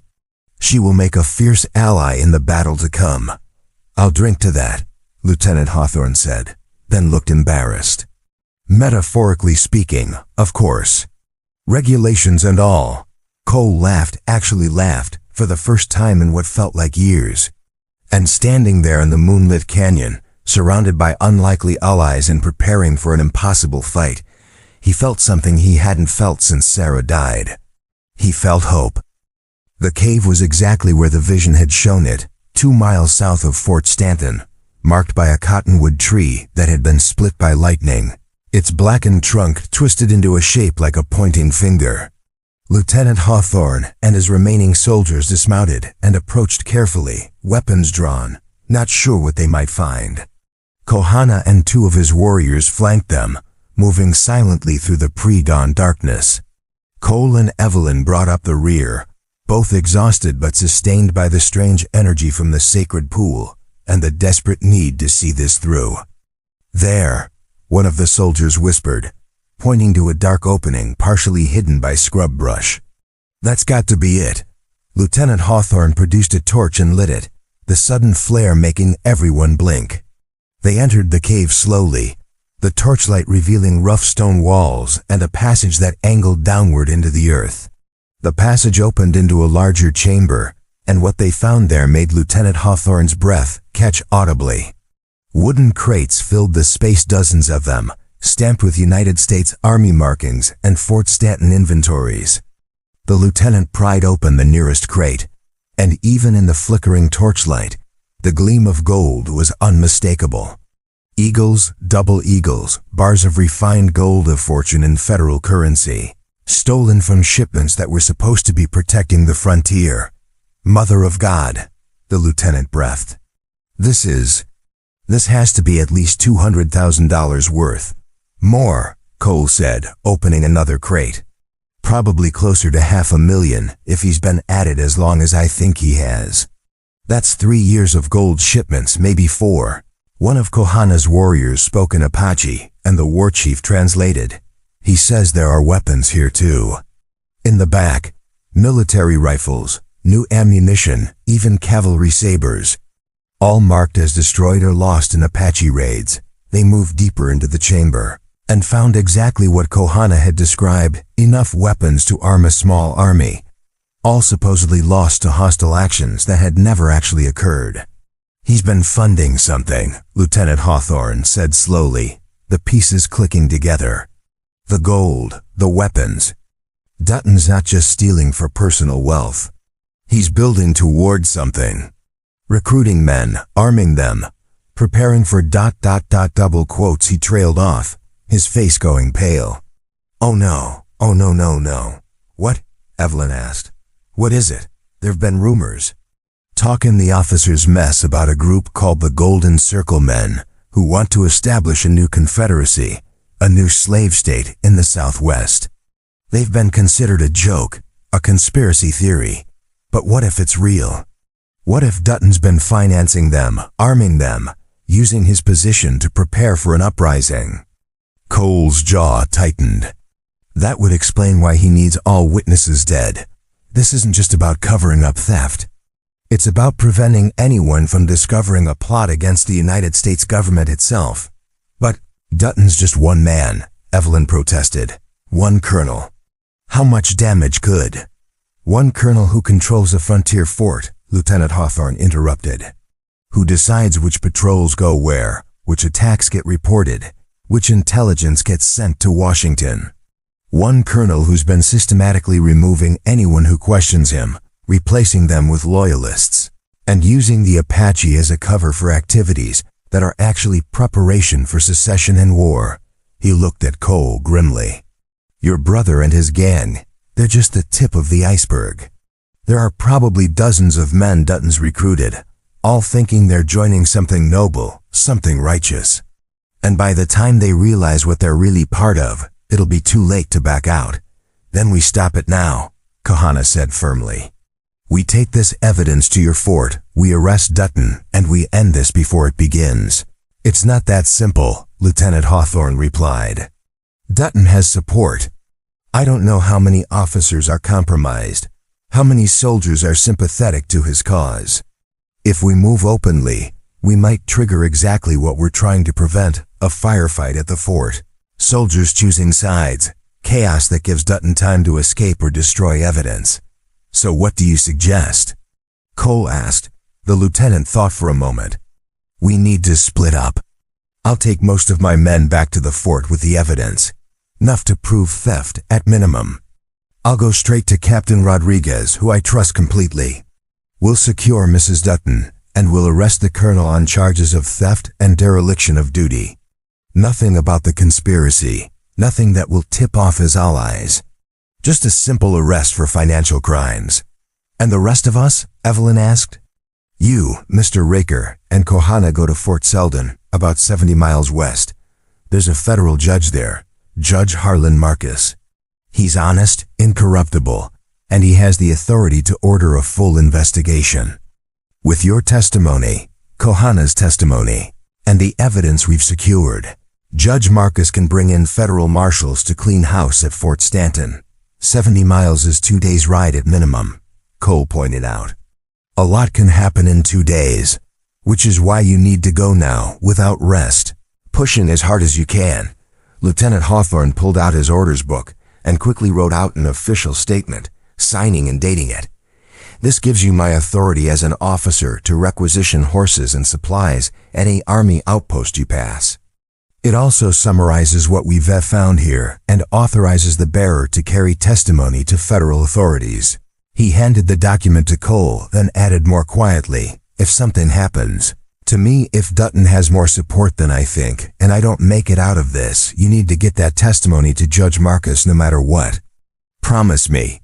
Cole took the paper and met the young officer's eyes. I promise. And for what it's worth, Lieutenant, you're doing the right thing. The brave thing. I'm doing the only thing, Hawthorne replied. My oath was to protect the Constitution against all enemies, foreign and domestic. Turns out one of those enemies was wearing the same uniform as me. He turned to his soldiers. Let's start moving this gold. We need at least 12 crates for evidence, and we need to do it before dawn breaks. The next hour was spent in careful, quiet labor. They moved crates of gold and weapons to the mouth of the cave, loading what they could onto the horses. Kohana's warriors helped, their strength and efficiency making short work of what would have taken twice as long otherwise. As they worked, Evelyn found herself beside one of Kohana's warriors, a younger man with a long scar down his left arm. He watched the soldiers handling the stolen goods with an expression she couldn't quite read. What are you thinking? She asked in her halting Apache, grateful for the few phrases she'd learned from a visiting elder during her teaching years. The warrior looked surprised that she'd spoken his language, however poorly. He replied slowly in English, choosing his words carefully. I am thinking that white men steal from their own people as easily as they steal from mine. I am thinking that perhaps the problem is not the color of skin, but the sickness in hearts that value gold more than honor. You're right, Evelyn said quietly. And I'm sorry. Sorry for what's been done to your people in the name of progress and civilization. Sorry for every broken treaty and every lie told. I can't undo any of it, but I can stand witness to the truth. And I can teach the next generation to be better. The warrior studied her for a moment, then nodded. You are brave, schoolteacher. It is easy to die for your people. It is harder to live for them, to face the hatred and scorn of those who do not want truth. But you do this anyway. He touched his chest in salute. My name is Naish. When you tell your students about the Apache, tell them that we are not savages. Tell them we are fathers and mothers, brothers and sisters. Tell them we love and laugh and dream, just as they do. Tell them we deserve to be remembered as human beings, not as obstacles to be cleared away. I will, Evelyn promised, her voice thick with emotion. I swear I will. By the time they finished loading the evidence, the sky to the east was beginning to lighten. Lieutenant Hawthorne mounted his horse and looked down at Cole, Evelyn, and Kohana. 70 miles, he said. Push hard, but don't kill your horses. You won't help anyone if you're stranded in the desert. We'll make it, Cole assured him. You just worry about securing that fort and keeping Mrs. Dutton safe. Rodriguez will see to her. He's a good man, and he's been suspicious of Dutton for months. This will give him the justification he needs to act. Lieutenant Hawthorne extended his hand, and Cole shook it firmly. Good luck, Mr. Riker, Miss Marsh. Kohana, if we all survive this, I'd be honored to buy you a drink at the most expensive saloon in Santa Fe. I will hold you to that promise, Kohana said with a rare smile. Though I warn you, my people have strong tolerance for whiskey. It may be an expensive night. Lieutenant Hawthorne laughed, saluted, and rode off with his men, the horses laden with crates of stolen gold that would finally see justice done. Cole, Evelyn, and Kohana watched them go, then turned to their own horses, fresh ones that Lieutenant Hawthorne had insisted they take, since Cole's faithful buckskin was exhausted from the previous day's flight. 70 miles, Evelyn said, staring at the lightening horizon. I've never ridden that far in my life. Then you will learn today, Kohana said. He paused, then added, my warriors and I will guide you for the first 20 miles through the most dangerous territory, where Dutton's remaining men or hostile bands might be waiting. After that, you will be on open ground, and speed will matter more than stealth. What about you? Cole asked. Where will you go after? Back to my people, Kohana replied. To tell them that justice is finally coming. To prepare them for what happens next, because when Dutton is arrested, when his conspiracy is revealed, there will be those who blame the Apache anyway. There always are. His expression hardened. We must be ready to defend ourselves, but we must also be ready to show restraint. If we react with violence now, it will undo everything we have worked for. I'll make sure Judge Marcus understands, Cole promised. I'll make sure the official record shows that the Apache were victims of Dutton's schemes, not perpetrators. That you helped stop a conspiracy against the United States government itself. Words on paper, Kohana said, but not unkindly. We shall see if they matter. We shall see if this time, the white man's justice applies to white men as well as to the Apache. They mounted up and began riding west, into the rising sun that painted the desert in shades of gold and crimson. The horses were strong and fresh, and they ate up the miles with steady, ground-covering strides. Kohana and his warriors led them through hidden passes and forgotten trails, paths that shaved hours off the journey and kept them away from the main roads where danger might lie waiting. As they rode, Cole felt the wound in his shoulder beginning to throb again. The sacred water's magic was fading, leaving behind the reality of torn flesh and lost blood. He gritted his teeth and said nothing, but Evelyn noticed the way he swayed occasionally in the saddle, the paleness of his face. You need to rest, she said quietly during a brief stop to water the horses.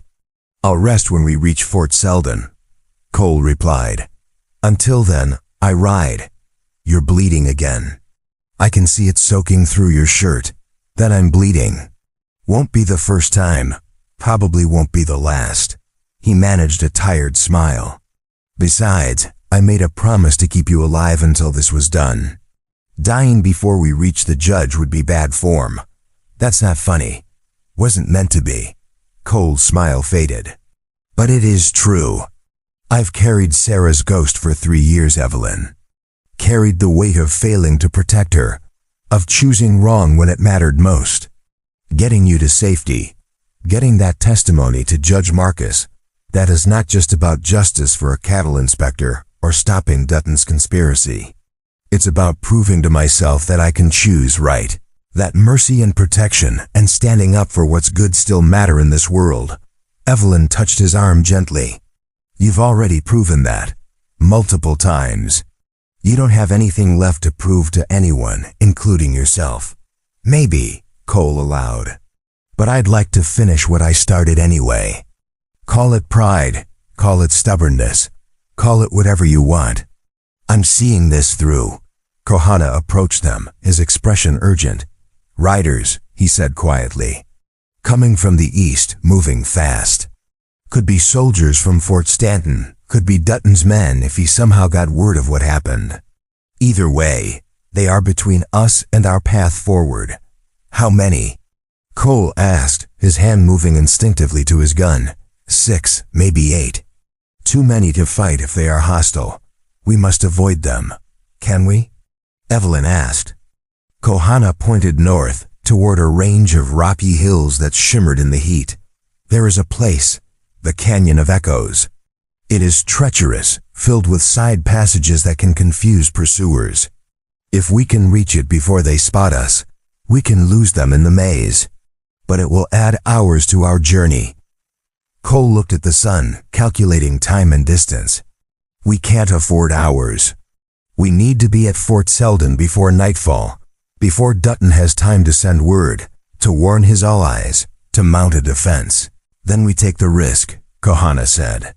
We ride hard, we stay low, and we pray to whatever spirits will listen that we pass unseen. They mounted up again and rode, pushing the horses faster now, urgency overriding caution. The landscape blurred past sagebrush and creosote, weathered stone and ancient arroyos, the vast emptiness of the high desert that could hide an army or reveal a single rider with equal ease. The dust plume from the approaching riders grew visible on the horizon. Cole watched it with growing dread, trying to judge speed and direction. They were angling to intercept, which meant they'd been seen. Which meant they knew somehow about the testimony being carried west. "They're coming for us," he said grimly. "Dutton must have scouts out, watching for anyone fleeing the fort. Or Lieutenant Hawthorne was betrayed," Evelyn said, voicing the fear they all felt. What if there were more conspirators than he knew? What if someone sent word ahead? Then we run, Kohana decided. And if running fails, we fight, but we do not surrender. We do not let them stop the testimony from reaching the judge. They urged the horses to a gallop, racing across the open ground, knowing they were exposed but having no choice. The dust plume behind them grew larger, closer. Whoever was pursuing them had faster horses, or fresher ones, or simply more determination. A shot rang out distant but clear. A warning shot, or perhaps just an attempt to gauge the range. Either way, it meant they'd been positively identified as targets. "The Canyon of Echoes," Kohana shouted over the pounding hooves. 3 miles ahead. "If we can reach it." Another shot, closer this time. This one wasn't a warning. Cole heard the bullet whine past his head, close enough to feel the air displacement. He drew his gun and twisted in the saddle, returning fire without much hope of hitting anything at this distance and speed, but hoping to at least make the pursuers cautious. Evelyn clung to her horse's neck, riding better than Cole would have expected from a schoolteacher, her face set with determination and fear in equal measure. The canyon entrance appeared ahead, a narrow cleft in the rock face that looked barely wide enough for a horse. "Single file," Kohana called. "Fast as you can." They plunged into the canyon one after another, the sudden shade and closeness of the walls making the temperature drop 10 degrees in an instant. The passage twisted immediately, then split. Kohana took the left fork without hesitation, and they followed, trusting his knowledge of this place. Behind them, they could hear the pursuers entering the canyon, their shouts echoing off the walls in strange, distorted ways that made it impossible to tell how many there were or how close. The passage split again and again. Kohana led them through the maze with the confidence of someone who walked these paths 100 times, never hesitating at the intersections. The echoes grew louder, more confused shouts and hoofbeats, and what might have been gunshots or might have been rocks falling, all bouncing off the walls until it sounded like an army was in the canyon with them. "This way," Kohana said, leading them through a passage so narrow they had to dismount and lead the horses through. On the other side, the canyon opened into a small basin with multiple exits. "We go north from here. It will take us around the worst of the maze and bring us out 5 miles closer to Fort Selden. What about them?" Cole asked, gesturing back toward the echoing chaos. "Won't they just follow our tracks?" "Tracks are difficult to follow in the Canyon of Echoes," Kohana said with satisfaction. "The stone is hard, the sand shifts with the wind, and there are a dozen false trails that lead to dead ends or loops. If they are smart, they will realize they cannot catch us and will turn back. If they are foolish," he shrugged. "The canyon keeps those who enter it without knowledge. Some who go in never come out." They mounted again and rode north, the echoes fading behind them. After 20 minutes, they emerged from the canyon system onto open ground again, the path ahead clear, and the pursuit apparently lost in the maze. "How much further?" Evelyn asked, her voice hoarse from the dry air and the strain. 40 miles, Kohana said. "Perhaps 6 hours if we maintain this pace. You will reach Fort Selden by mid-afternoon." "We?" Cole repeated. "You're not coming with us?" Kohana shook his head. "This is as far as I can go. My people need me, and you need speed more than you need my guidance now. The path ahead is straight and clear. Follow the sun west. Stay north of the dry riverbed you will see in 10 miles. and you will reach the fort without difficulty." He extended his hand to Cole. "You have proven yourself a man of honor, Cole Riker. If you ever need the help of the Apache, you need only ask. Send word through the mission at San Cristobal, and it will reach me." Cole shook his hand firmly. "Thank you, Kohana. For everything. For the mercy you showed when you could have killed us. For the help you gave when you owed us nothing. For believing that justice matters even when the world says otherwise. Thank my people by making sure the white man's justice actually arrives this time," Kohana replied. "Make sure our testimony is heard. Make sure we are remembered as allies, not enemies." "I will, I swear it." Kohana nodded once, then turned to Evelyn. "You are braver than you know, schoolteacher. Your students are fortunate to have you. Teach them well. Teach them that courage comes in many forms, and the truest courage is standing for what is right, even when the cost is high." "I will," Evelyn promised, her eyes shining with tears. "And I'll tell them about you, Kohana. About the war chief who chose mercy over vengeance, who saved 2 strangers because it was the right thing to do." "Then we are even," Kohana said. "Your testimony will save my people from false blame. My help saved your life. Both are worth the same everything." He wheeled his horse and rode back toward the canyon, his warriors following. In moments, they had disappeared into the shimmering heat, as if they'd never been there at all. Cole and Evelyn sat for a moment, catching their breath, letting the horses rest briefly. Then Cole looked at the sun, gauged the time and said, "We should go. Every minute we sit here is a minute Dutton has to cover his tracks or escape justice." They rode west, just the 2 of them now, pushing through the heat of the day. The landscape gradually changed, the harsh desert giving way to grassland, the occasional tree appearing. Then more trees, then actual vegetation as they approached the Rio Grande Valley where Fort Selden sat. Cole grew weaker with each passing mile. The blood loss was catching up to him, and the magic of the sacred pool had fully worn off. He swayed in the saddle, his face gray, his breathing shallow. But still he rode, driven by something beyond physical endurance, by will, by promise, by the ghost of a woman who died because he'd chosen wrong. "Almost there," Evelyn kept saying, though she wasn't sure if she was reassuring him or herself. "Just a few more miles. You can rest soon. Just hold on a little longer." The fort appeared on the horizon, walls of adobe and wood, the American flag snapping in the wind, soldiers moving on the walls and in the parade ground. It was the most beautiful sight Evelyn had ever seen. They rode through the gates at a canter, and immediately soldiers surrounded them, weapons drawn. Cole raised his hands, the gesture of someone who was no threat, who was seeking help. "Federal testimony for Judge Marcus," he said, his voice barely above a whisper. "Fort Stanton conspiracy. Stolen gold. Need to see the judge immediately." A captain stepped forward, his weathered face skeptical. "That's a lot of claims for a man who looks like he's about to fall off his horse. What proof do you have?" Cole pulled out Lieutenant Hawthorne's letter with shaking hands and passed it to the captain. The officer read it, his expression changing from skepticism to shock to grim determination. "Get them water," the captain ordered. "And send for Judge Marcus immediately. Tell him it's an emergency regarding Fort Stanton." He looked at Cole with new respect. "You rode 70 miles in less than 8 hours, wounded and pursued. Either you're telling the truth, or you're the most committed liar I've ever met." "Truth," Cole managed. "All of it. Every word." "Then you'd better not die before the judge hears you," the captain said. "Private, get this man to the surgeon now." "No," Cole protested weakly. "Need to give testimony first." "Need to make sure ... You'll give your testimony," the captain assured him. "But you'll do it alive, not bleeding out in my fort." "Miss, can you give the testimony if he's unable?"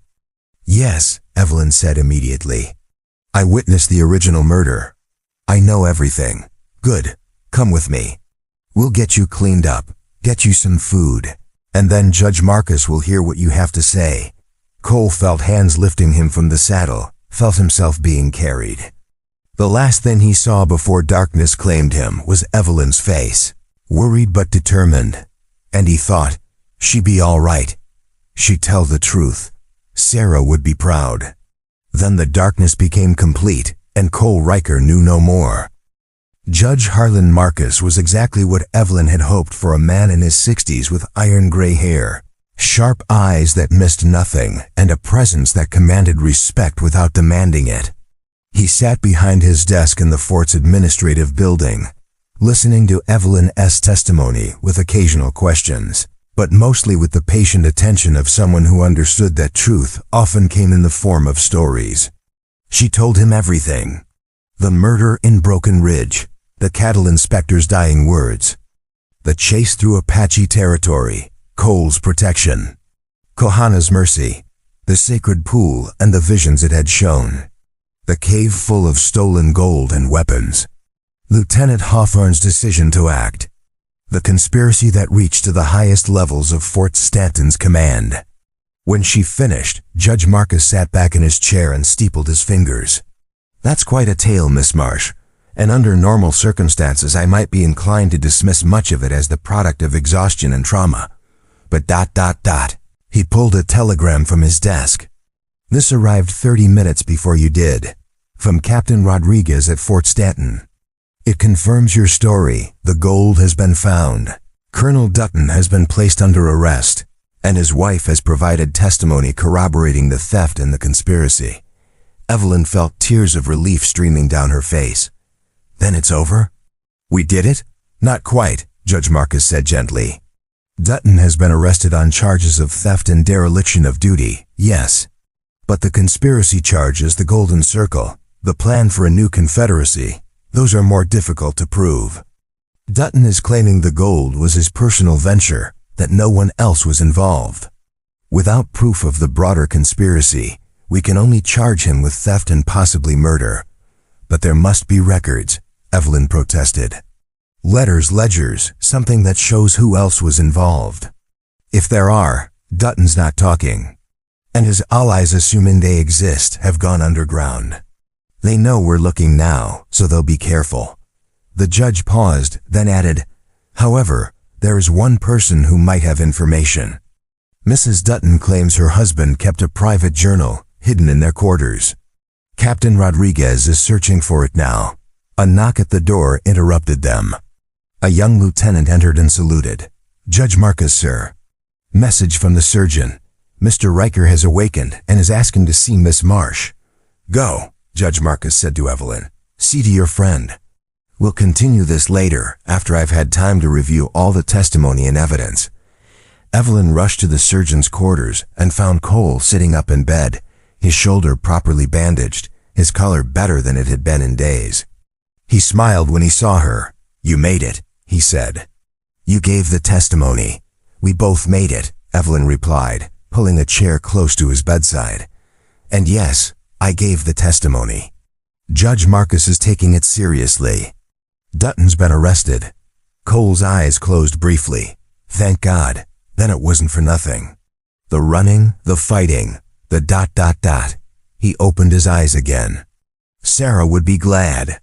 She always believed truth would win in the end. Took longer than either of us expected, but it won. "You did good, Cole.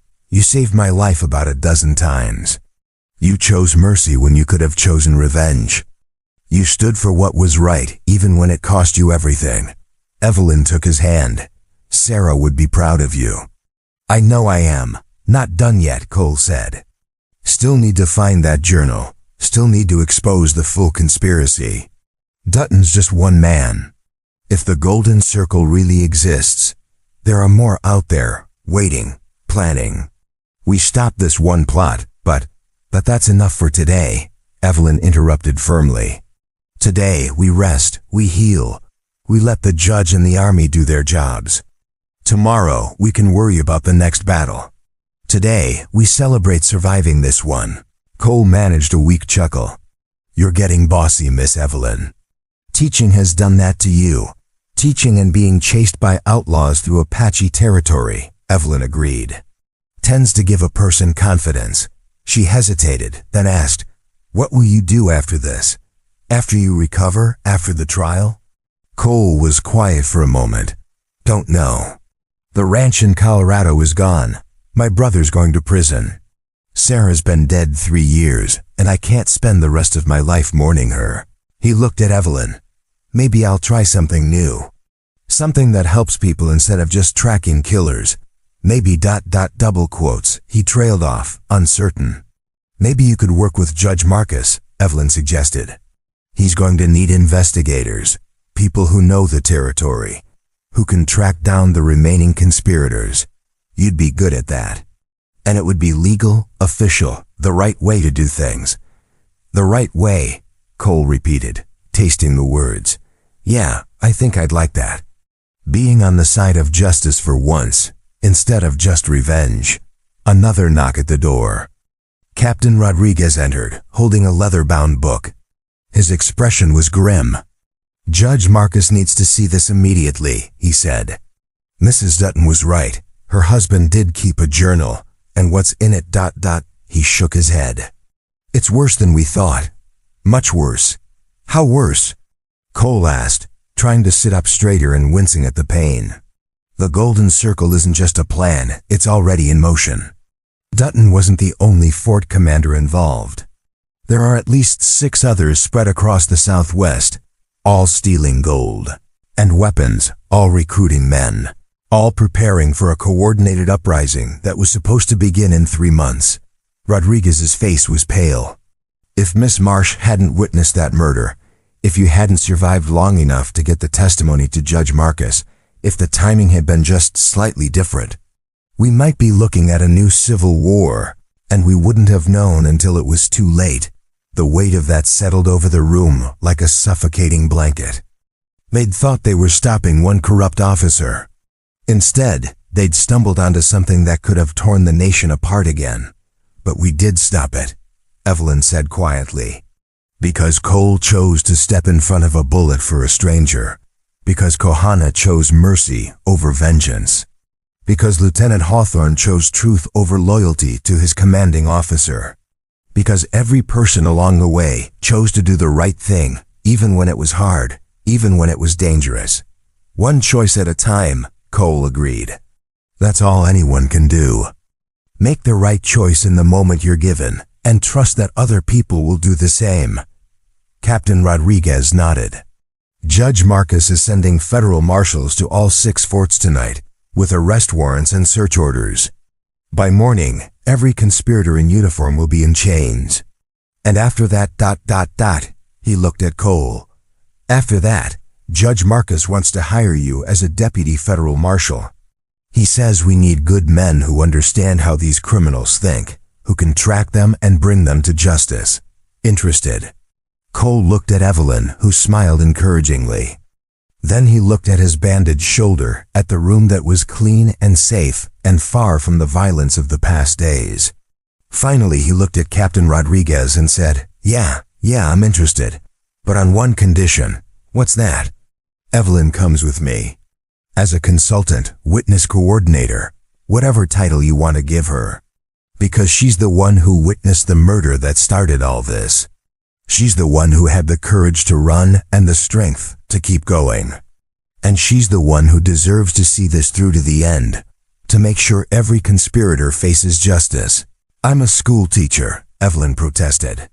"I don't know anything about being a marshal or..." "You know about truth," Cole interrupted.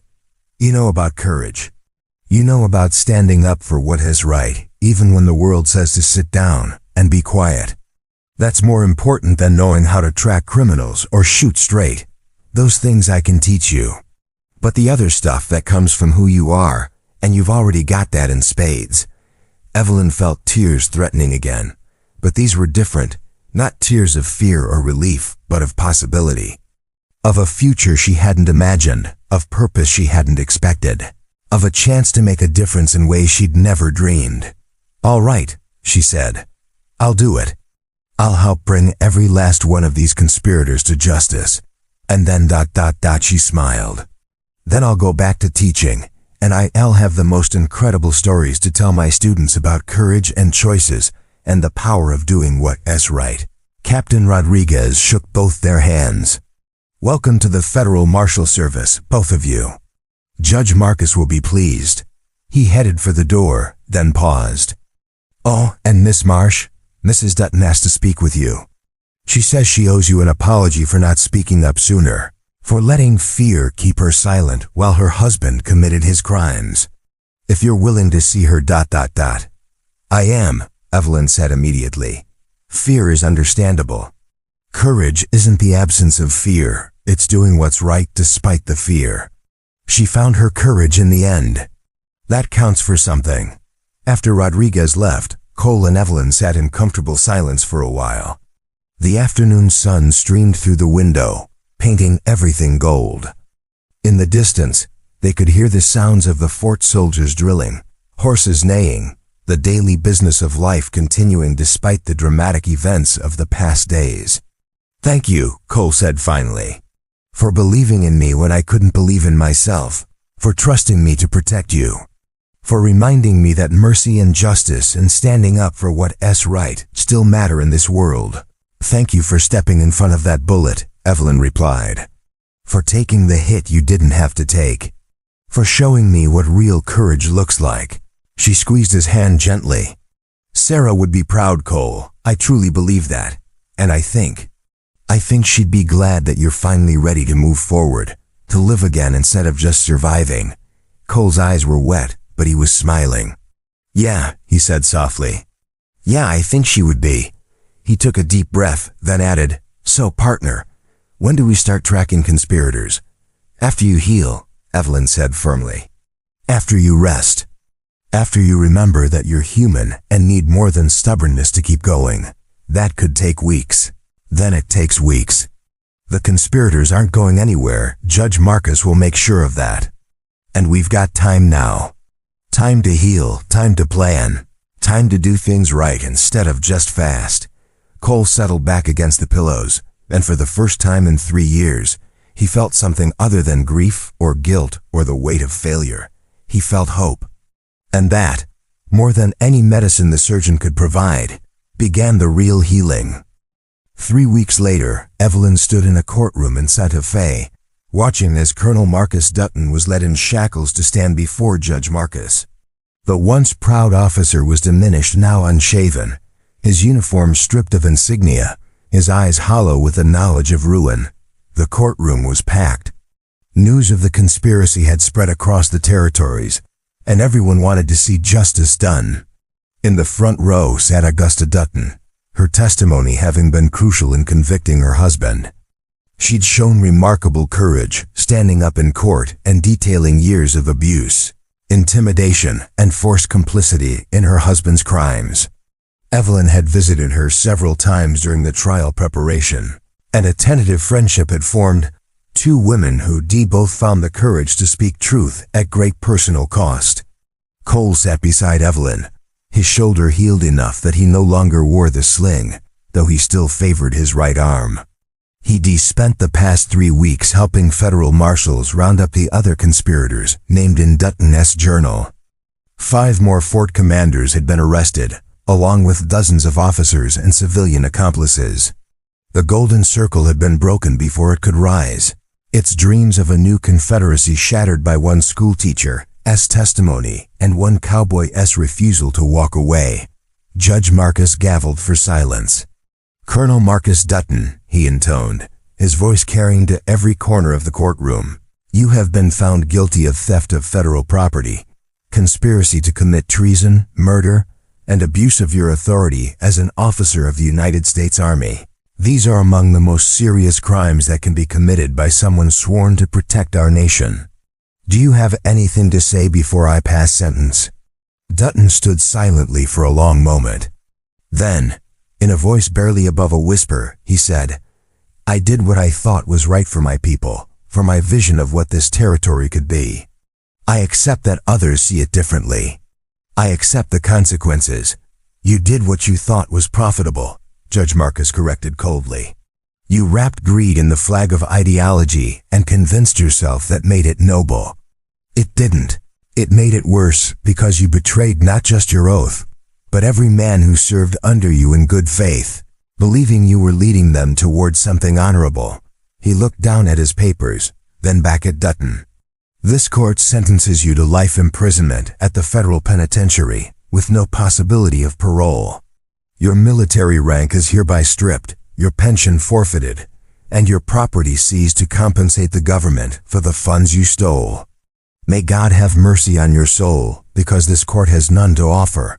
The gavel fell, final and absolute. Dutton was led away without protest.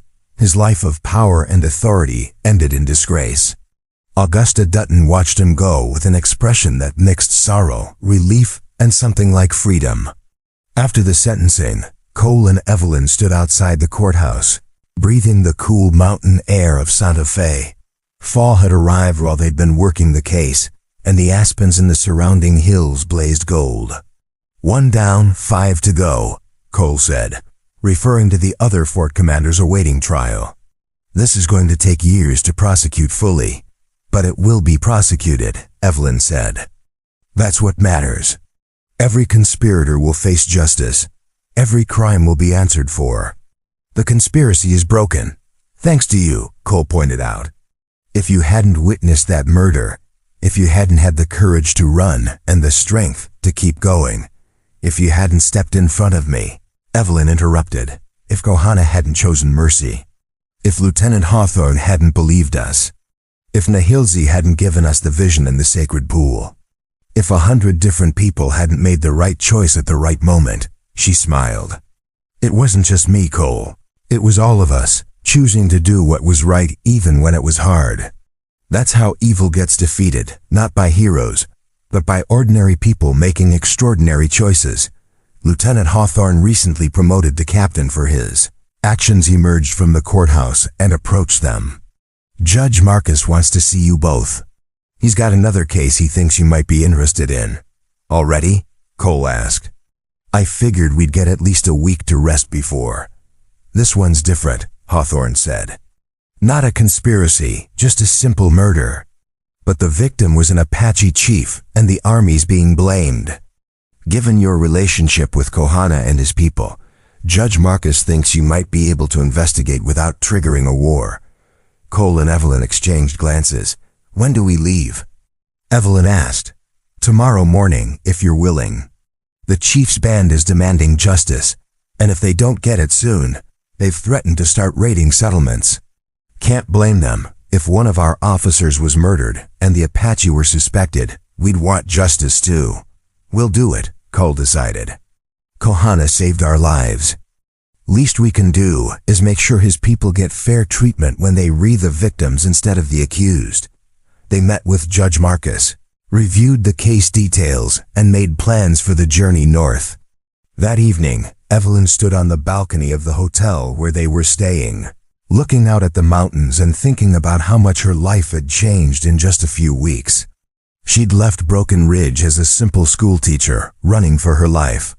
Now she was a federal witness coordinator, helping bring down one of the largest conspiracies in the Southwest.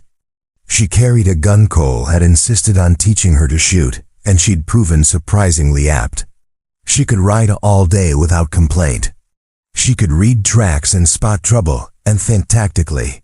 She'd become someone she barely recognized, and yet someone who felt more authentically herself than ever before. Cole joined her on the balcony, 2 cups of coffee in hand. He passed her one and stood beside her, looking out at the same mountains. "Having second thoughts?" he asked quietly. "It's not too late to go back to teaching if you want. I'm sure there are schools that would be honored to have you." "I am going back to teaching," Evelyn said. "Just not yet. First, I'm going to help you solve this murder. And the next case, and the one after that.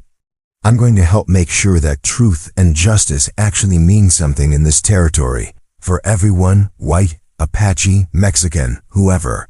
And then, when I do go back to teaching, I'll have stories to tell. Real stories about real courage and real choices. Stories that might inspire some child to be brave when it matters, to stand up for what's right when it's hard, to be better than the world expects." She turned to look at him. "You gave me that gift, Cole. When you stepped in front of me and said you'd take the bullet, you didn't just save my life. You showed me what courage really looks like. It's not about being unafraid. You were terrified in that canyon. I could see it. But you stood anyway. You took the hit anyway. You chose to protect someone you didn't even know, because it was right. That's the kind of story worth telling. That's the kind of lesson worth teaching. Cole was quiet for a moment, processing this. Then he said, I was thinking about Sarah today, during the sentencing. And for the first time since she died, I didn't feel guilty. I felt grateful. Grateful for the time we had. Grateful for what she taught me. Grateful that her memory pushed me to be better, even in the worst moments. He paused. I think she'd like you, Evelyn. I think you two would have been friends. I wish I could have known her, Evelyn said honestly. But I'm honored to know you, to work with you, to call you my friend and partner. Partner, Cole repeated, smiling. Yeah, I like the sound of that. They stood in companionable silence, watching the stars emerge over the mountains. Somewhere in those mountains, an Apache chief's murder waited to be solved. Somewhere beyond that, other cases waited, other crimes, other victims, other chances to stand for truth and justice. It would be hard work, dangerous work, the kind that would test them over and over.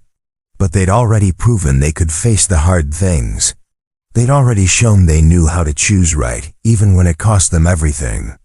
And that, more than any weapon or badge or authority, was what made them formidable. In the morning they would ride out, they would investigate. They would seek truth and pursue justice. They would protect those who couldn't protect themselves. But tonight they rested. They healed. They prepared for whatever came next. And in a small Pueblo mission, 200 miles away, Kohana stood watch over his people, having heard the news of Dutton's conviction. He smiled, remembering the wounded cowboy who'd pulled him from fire 3 years ago, remembering the promise of mercy and protection that had been kept even at great cost. The white man's justice had actually been just for once. It was, Kohana thought, a good beginning. Perhaps not enough to erase centuries of betrayal and broken treaties, but enough to hope that the next generation might build something better. Enough to believe that individual choices mattered. Enough to prove that courage and honor weren't limited by the color of skin or the accident of birth.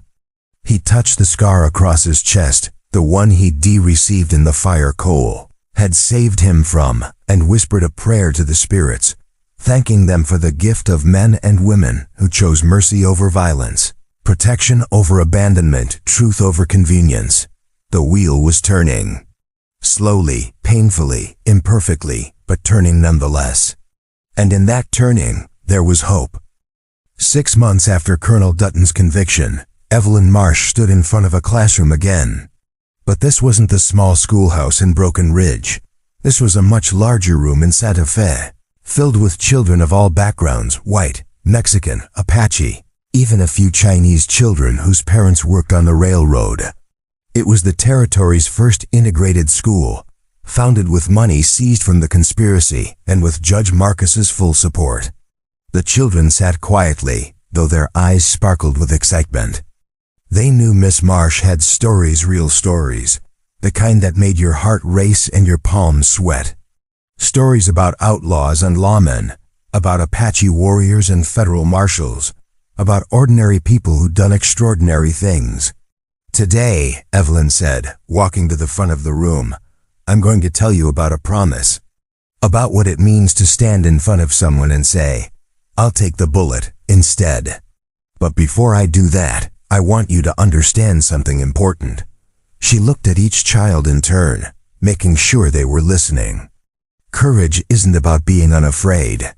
Courage isn't about being strong or tough or knowing how to fight. Real courage is about making the right choice even when you're terrified. Even when every part of you wants to run away. Even when staying and fighting means you might lose everything. A small Apache boy in the front row raised his hand. Miss Marsh, is it true you were chased through the sacred canyons? Yes, Running Deer, it's true. My Uncle Kohana says you were brave. That you didn't cry or scream even when the bad men were shooting at you. Evelyn smiled. Your uncle is being kind. I cried plenty. I was more scared than I'd ever been in my life. But I kept moving anyway. That's the thing about courage. It doesn't mean you're not afraid. It means you do what needs doing despite the fear. She moved to the map on the wall and traced the route she and Cole had taken. 6 months ago, I witnessed a murder in a town not far from here. The man who died tried to tell me something important with his last breath, but I was too frightened to understand. All I knew was that the killers wanted me dead too, so I ran. The children leaned forward, captivated. I ran until my wagon crashed. I hid behind the broken wood, certain I was going to die. And then a stranger appeared, a man named Cole Riker. He was wounded, bleeding, had every reason to keep riding and save himself. But instead, he looked at me and made a choice. What choice? A Mexican girl asked breathlessly. He chose to protect me. He stepped between me and the outlaws and said, "Don't move, ma'am. I'll take the bullet instead." And in that moment, everything changed. She spent the next hour telling them the story carefully edited for young ears, but honest about the fear and the violence and the difficult choices. She told them about Kohana's mercy, about the sacred pool and the Halsey's wisdom, about Lieutenant Hawthorne's decision to trust their testimony, even though it meant defying his commanding officer. Every person in this story had a choice, Evelyn said as she reached the end. Cole could have ridden past me. Kohana could have killed us. Lieutenant Hawthorne could have ignored the evidence. Mrs. Dutton could have stayed silent. Every single person could have chosen the easy path, the safe path, the path that didn't risk anything. But they didn't, Running Deer said. No, they didn't. And because they didn't, a terrible conspiracy was stopped. A war was prevented. Justice was served. And most importantly, ... She smiled at the diverse faces looking up at her. Most importantly, it proved that courage and honor and doing what's right aren't limited by the color of your skin, the language you speak, or where you were born. They're choices anyone can make, anytime, anywhere. A white boy in the back raised his hand. Miss Marsh, my pa says the Apache are savages. But you're saying they're heroes? Evelyn chose her words carefully. I'm saying that Kohana and his warriors saved my life when they didn't have to. I'm saying they chose mercy over vengeance, justice over revenge. That doesn't make them savages. That makes them men of honor. And your father ... all quotes. She paused, then continued gently. Your father probably learned what he believes from other people who believed it from other people. Sometimes wrong ideas get passed down like that, generation after generation. But that doesn't make them true. You have the chance to learn different.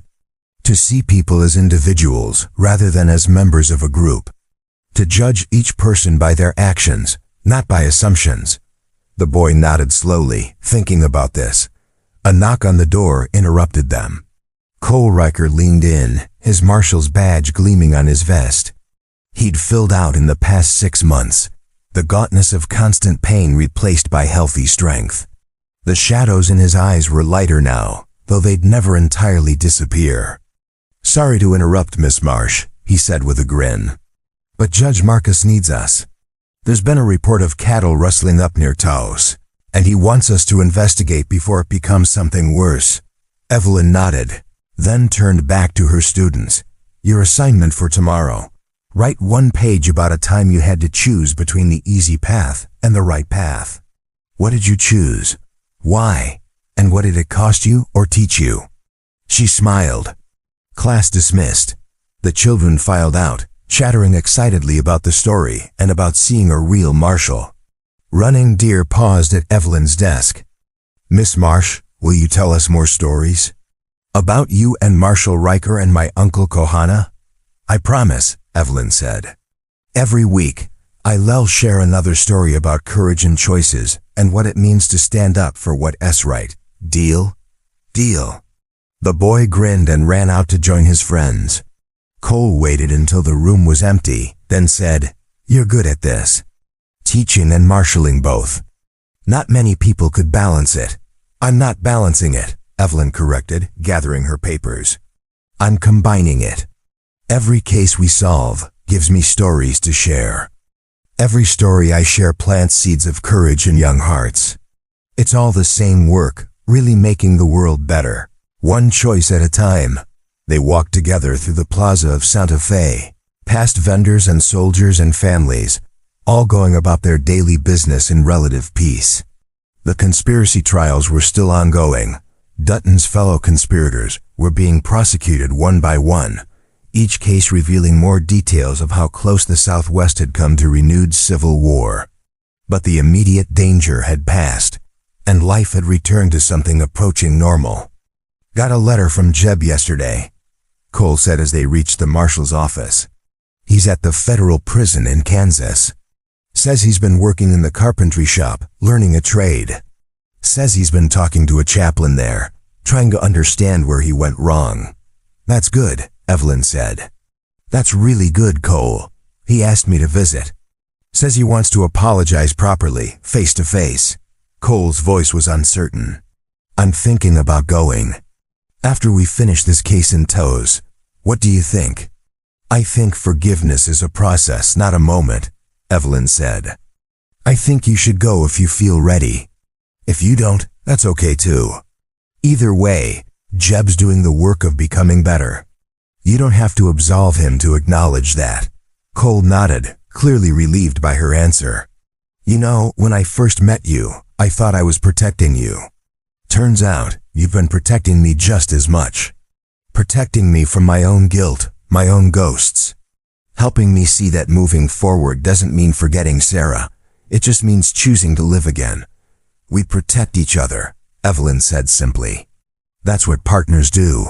Inside the marshal's office, Judge Marcus briefed them on the Taos case. It was straightforward, some ranchers claiming their cattle were being stolen, others claiming the missing cattle had simply wandered off. Local authorities were divided along ethnic lines, with white ranchers accusing Mexican herders and vice versa. It needed someone neutral, someone both communities might trust. That's where you two come in, Judge Marcus said. Cole, the ranchers know you're a straight shooter. Evelyn, you've built a reputation for fairness that crosses cultural lines. Go up there, investigate.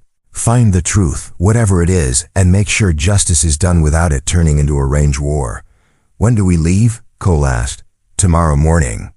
Take a week, maybe 2. Figure out what's really happening and report back. Judge Marcus looked at them with something like fatherly pride. You two have done remarkable work these past months. Every case you've solved, every dispute you've mediated, every truth you've uncovered, it's all building trust in the system. Showing people that justice can work fairly, regardless of who you are. We try, Evelyn said. That's all anyone can do. That evening, Evelyn had dinner with Augusta Dutton at a small restaurant near the plaza. The former colonel's wife had moved to Santa Fe after the trial, taking a position as a clerk in a law office. She was slowly rebuilding her life, finding her own identity apart from the man who'd controlled and intimidated her for so long. I heard you're teaching now, Augusta said. How is it? Wonderful, Evelyn replied honestly. Challenging, but wonderful. I have 53 students from 8 different backgrounds, and every day they teach me as much as I teach them. I wish ... Augusta paused, then continued quietly. I wish I'd had your courage earlier. If I'd spoken up years ago, maybe Marcus wouldn't have gotten as far as he did. Maybe people wouldn't have died. You spoke up when you could, Evelyn said gently.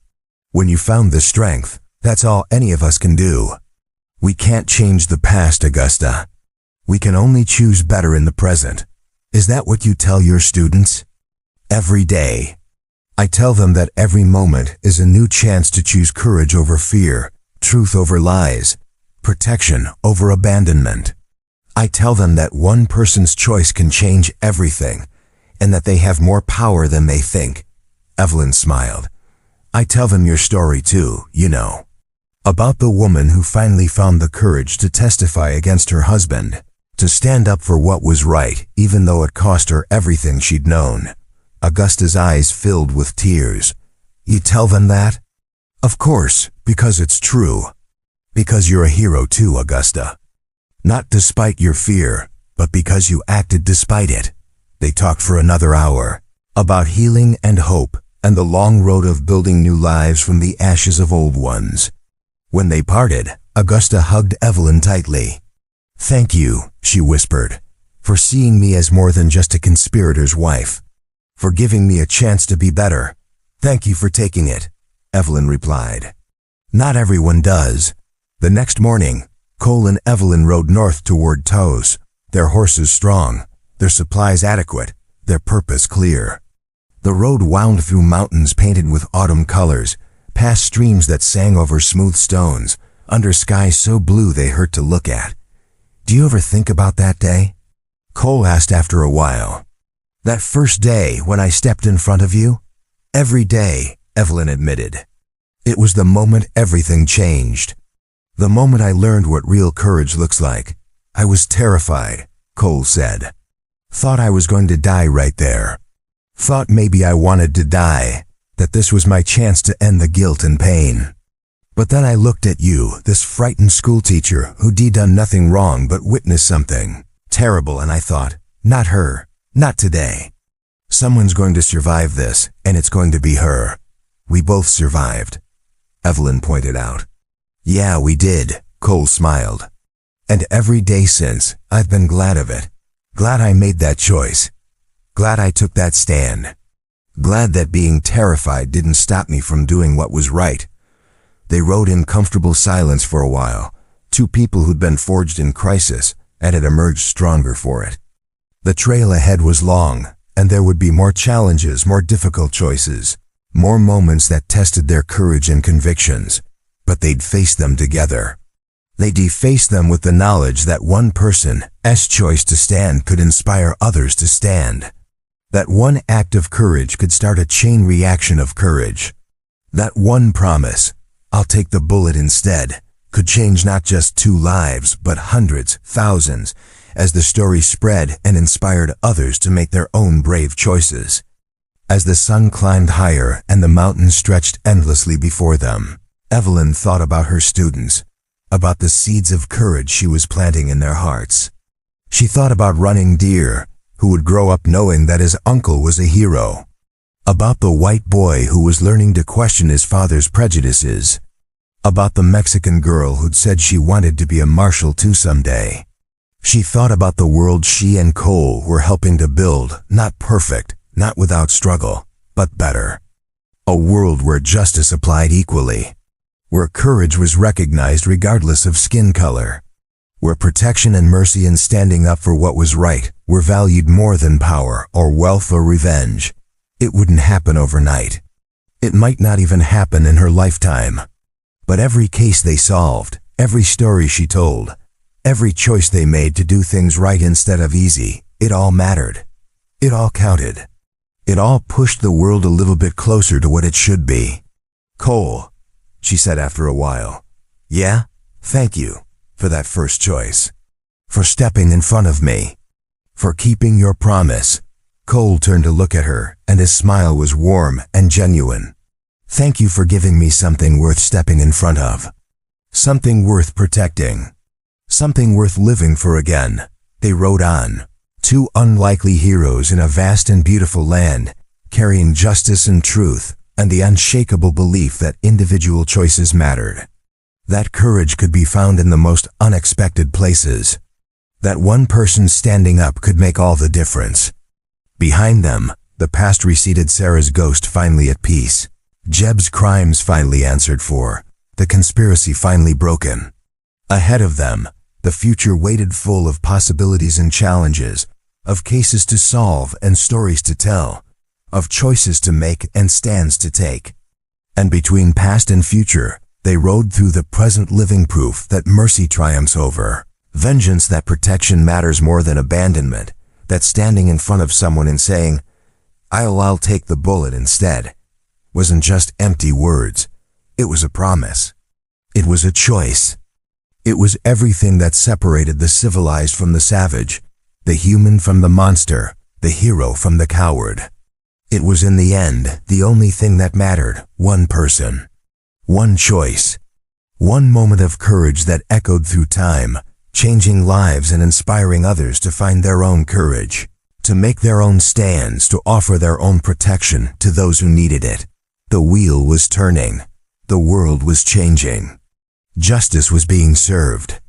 And it all started with a wounded cowboy who looked at a terrified schoolteacher and made a simple promise. "Don't move, ma'am. I'll take the bullet instead." A promise kept. A life saved. A world changed. One choice at a time. The telegram arrived on a Tuesday morning, carried by a young courier who recognized Evelyn immediately. She was older now, lines around her eyes from years of squinting at sunlit trails, silver threading through her hair, but still vibrant, still strong. "For you, Marshal Marsh," the courier said, using her official title. She'd been appointed a full federal marshal 3 years ago, one of the first women to hold the position. Cole had retired by then, his body finally insisting on rest after 15 years of hard service. But he'd recommended Evelyn for his position, and Judge Marcus had enthusiastically approved. She opened the telegram and read, "Kohana passed peacefully last night. Stop surrounded by family. Stop funeral 3 days hence at Sacred Pool. Stop your presence requested. Stop, he spoke your name at the end. Stop, sad to tell you the promise was kept. Stop running deer." Evelyn felt tears slip down her cheeks. Kohana had been old even when they'd first met, and in the 20 years since, he'd become ancient. But he'd lived to see remarkable changes, treaties honored, lands protected, his people finally being treated with something approaching respect.